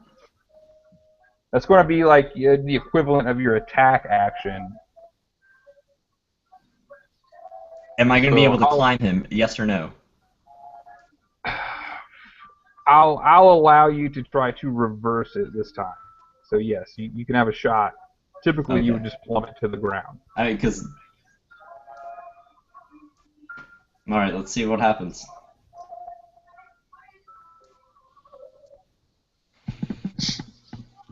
So it's still treated as a level 4. You could expend effort, either, like I said, speed or might, to try and drop that down to a 9. Yeah, I will expend a might to drop that down to a 9. All right. It's a 9 on the die. All right. So you absolutely managed to, fucking peel these fucking hag nails, these huge talons out of I just grabbed his ankles, and then I just pull. and then I just want to climb up his hairy body. All right, yeah, What's the roll to climb up him? You grab his fucking tail and use it like a rope. And yeah, you're now straddling him. Oh, do I need to roll to do that, or? Nope, that was it. You are straddling him at this point. Loincloth in his mouth. Okay. He's not liking the smell of the taint. So I'm totally fucking naked up here.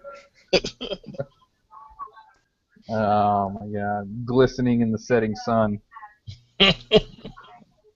So the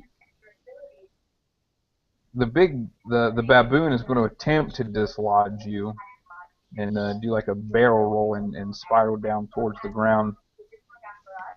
So you can do either might or speed to try and retain your grip. I'll give you an asset since you're fucking using your loincloth like a harness.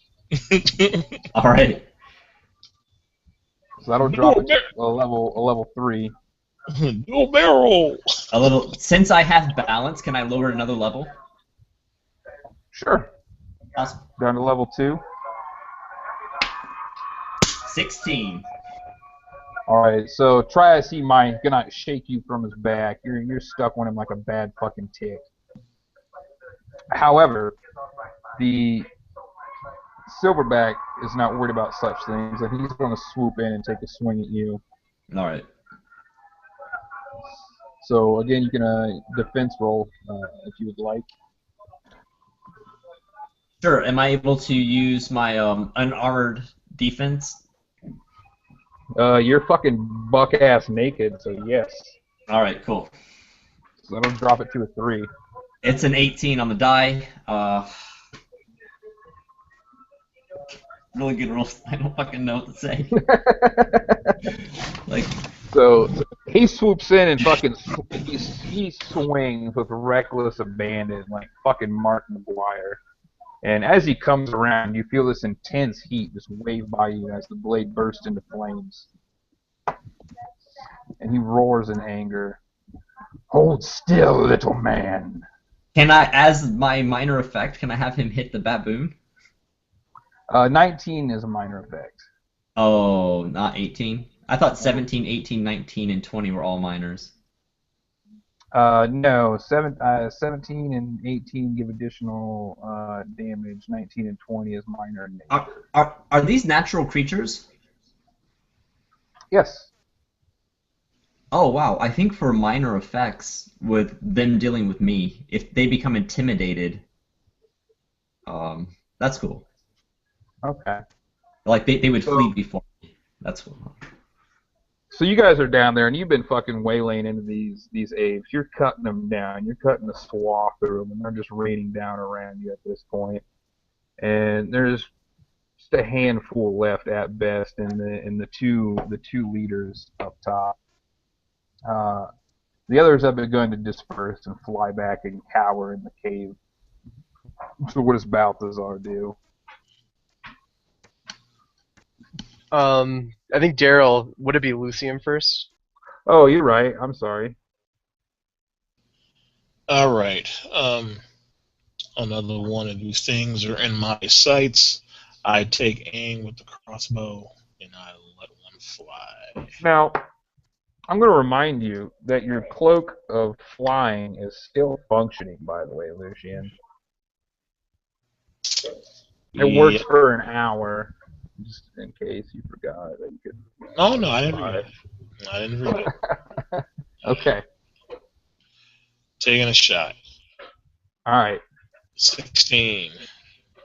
All right. You fucking pierce one through and through. It falls down dead.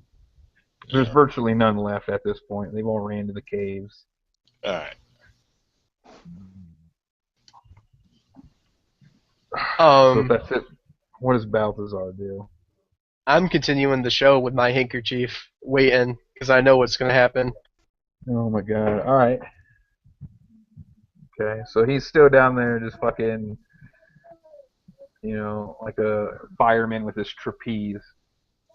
So how far off the ground are we now? You said that last time he was heading towards it.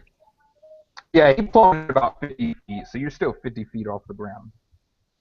All right. How much damage would it take for me to get back down there? It's 1 point for every 10 feet, so you take 5 points of damage if you jump down. All right. Well, I'm going to jump off the back of this thing, and as I do, I want to come down with the sword on its head. Okay, all right. I'll allow it. Give me like a Do you have what is it? There's not acrobatics. Like, just give me a balance roll. Sure. Level 4. If you succeed on that, you can absolutely chop into him. Otherwise, you can try to land safely. Okay. There's a 7 on the die. Well, you are trained. That drops it to a 9, so it's not enough. But you can dismount. All right, cool. So So yeah, I'm falling. Just All right. like you see 2 arms, 2 legs, and then another arm between his legs. I'm running for him using my ready to action with the handkerchief, trying to line it up. Okay. Okay. So am I able to get underneath of him? Sure. You've been trying like a son of a bitch. You got it honed in at this point. What happens? Fuck yeah. So when he comes down at it, he's like skydiving, turns into a point, and I flip the handkerchief over and activate the cipher, and it turns into the sheltering recursion. And he goes through it. Okay. So what's that do? Like put him in like a pocket dimension or something? Yep, it has the same physical rules as our dimension, and there's a gateway to return out of the same point, accessible only by him. All right. So that happens. And as it happens, by the way, as he penetrates the handkerchief, I pull it like a magician pulling a tablecloth out from underneath the finery. Holy shit! All right. That is fucking awesome. So Balthazar, fucking hero. It's like Chris Angel up in this bitch. So the two that remain, the two leaders of the gang, are going to swoop down, and the baboon is going to try to grab Lucian and start wrestling him.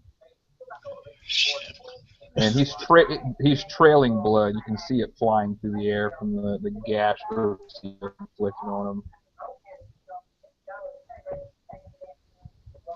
You can go ahead and attempt yourself a speed defense roll if you like.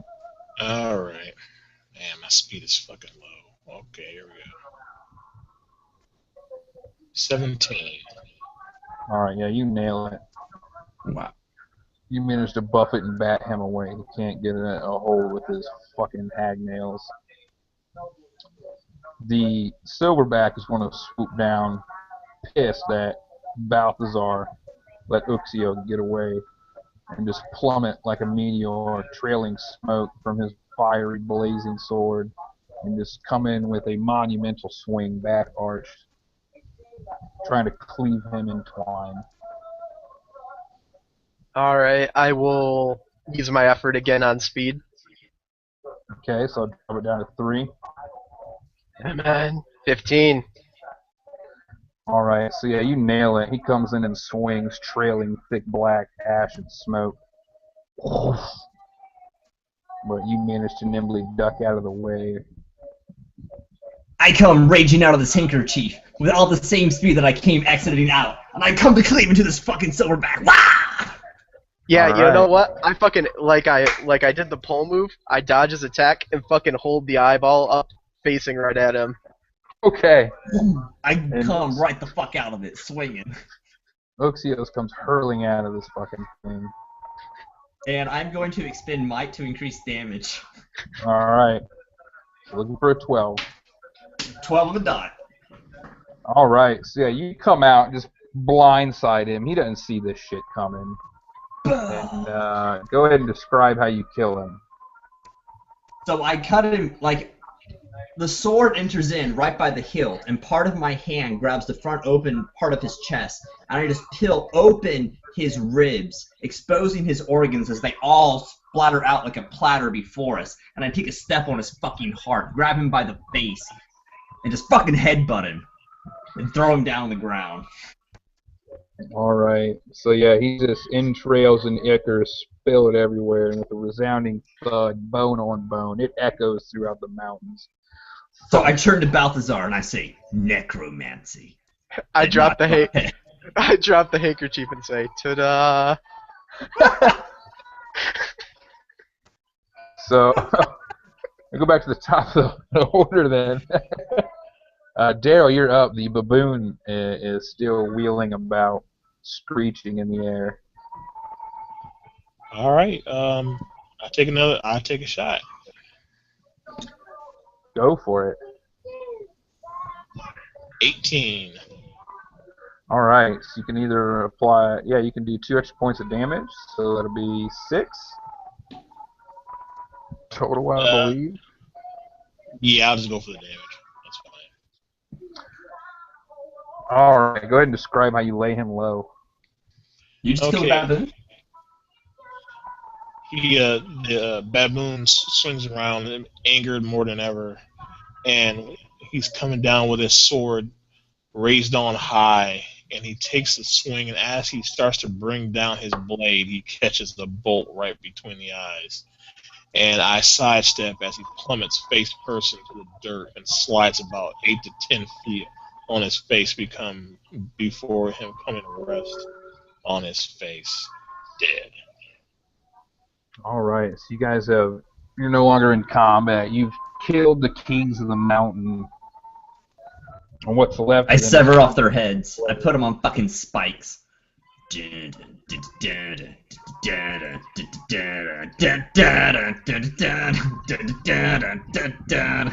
walk into the fucking cave. I grab the eggs. Yeah, they're all there. They're about the size of like softballs. What I do is I flay the hides off those creatures. I put the eggs inside of them. I throw them over my back, and I'm going to deliver them to this fucking bird woman. Alright. So what's everybody else doing? I'm going to cast levitation on each of the eggs as we go down the mountain, just in case one falls. I just thought we were going to translate from there. Oh, are we going directly back? You could. Or did you guys want to explore more of this place? Let's get the fuck out of here. Hell yeah. For more of those motherfuckers come back out.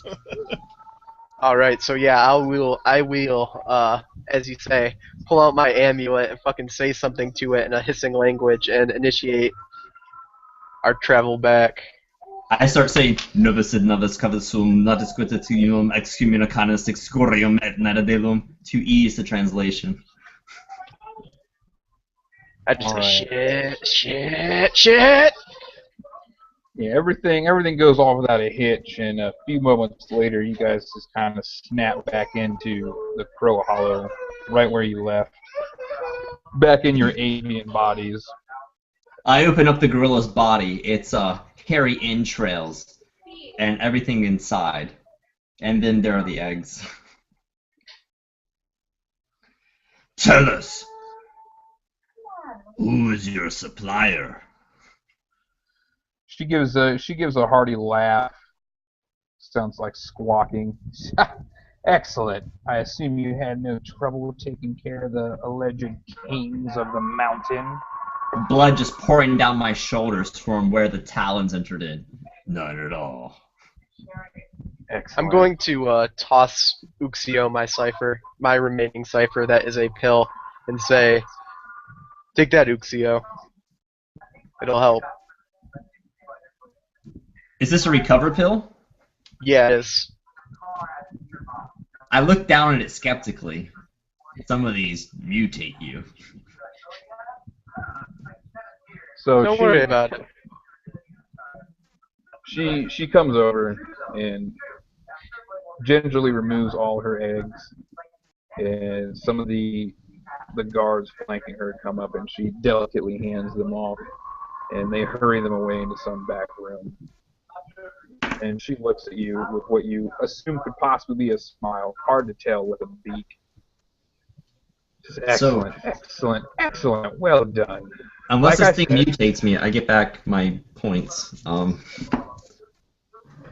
yep. So Alright, she cool. she says, like I said, I am a bird of my word. And she goes back over to the fainting couch and opens a drawer and pulls out a scroll of papers. And she hands the volumes to you. She says, you'll find here all the information you need about the supplier's compound. Do with it what you will. So, Uxio, me, and Lucian have it out, and we're looking at it with our backs to her, getting all the fucking information we need. And I just turn and look at both of them, and I say, looks like we don't need her anymore. Should we finish her off? Why make an enemy when we can keep a friend? I'm thinking, let's not leave any witnesses. Yeah, who's to say that she won't squawk on us?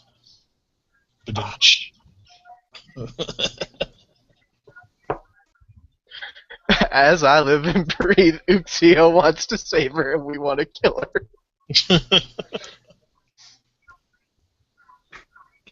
I turn around. I fucking cut her in half. So, like, I'm completely taken aback because you're like, we should make a friend, and then you fucking turn and slash her. Is that what's happening here? Are we having like another combat or something? Well, Or... they just fucking decided to kill her, and they outvoted me. Everybody left except her, right? All the assistants left the room. Well, no, not all of them. I mean, there's fucking dozens upon dozens of members of this mafia. She gave some her eggs and they took them away. You know, she's not alone. How big is this fucking room? It's pretty big, man. It's pretty big. Ah, fine, I won't kill her. Alright. So as you guys are looking at the blueprints, studying it, one thing does stand out. One word. Ruck. And you realize there's another trip to come. And everything fades to black. Bum. Good game, guys. Good energy. All right, Yeah, gentlemen, that will absolutely conclude this session. It's been a blast. I hope anybody who watches enjoys. I tried pretty hard here to circumvent the chuckle fuckery. So hopefully that went well. So yeah, Heath Wanamaker here, had a blast, and I'll let everybody plug whatever they want before we bid you adieu. So we'll start off with the one, the only, Philip Posey. Hi, my name is Philip Posey. I run the channel Maps&Dragons, and I want to do a shout out to my man Heath Wanamaker, my good friend SR2 Joker, Andrew Knapp, and my other good friend Daryl Simmons. Check them out on YouTube. Comment, like, subscribe, all that stuff, guys. Had a great game. All right, and we'll follow that up with Daryl Simmons himself. All right, thank you, Mr. Posey, for the kind words. Of course, I am Daryl Simmons. I don't have a fancy name for my YouTube page, but just search under my name, Daryl Simmons, and you're good to go. I do have a Facebook page, RPG Realm Changers. Well, I have different types of games ran through Fantasy Grounds, so if you're interested, check me out there. And I want to give a shout out to the other guys here on the call, Andrew Knapp and Mr. Posey. Awesome players, great personalities, great energy, and of course the DM, Mr. Heath. Awesome game, dude. I mean, just from beginning to finish, just completely awesome. I'm glad I was a part of it, and I cannot wait to get into this shit again. Awesome. And last but certainly not least, Sir Andrew Knapp. Thanks for the game, guys. Thanks to Heath for running it. Thanks to both of the players. Got nothing else to plug. Except for the W3! Absolutely.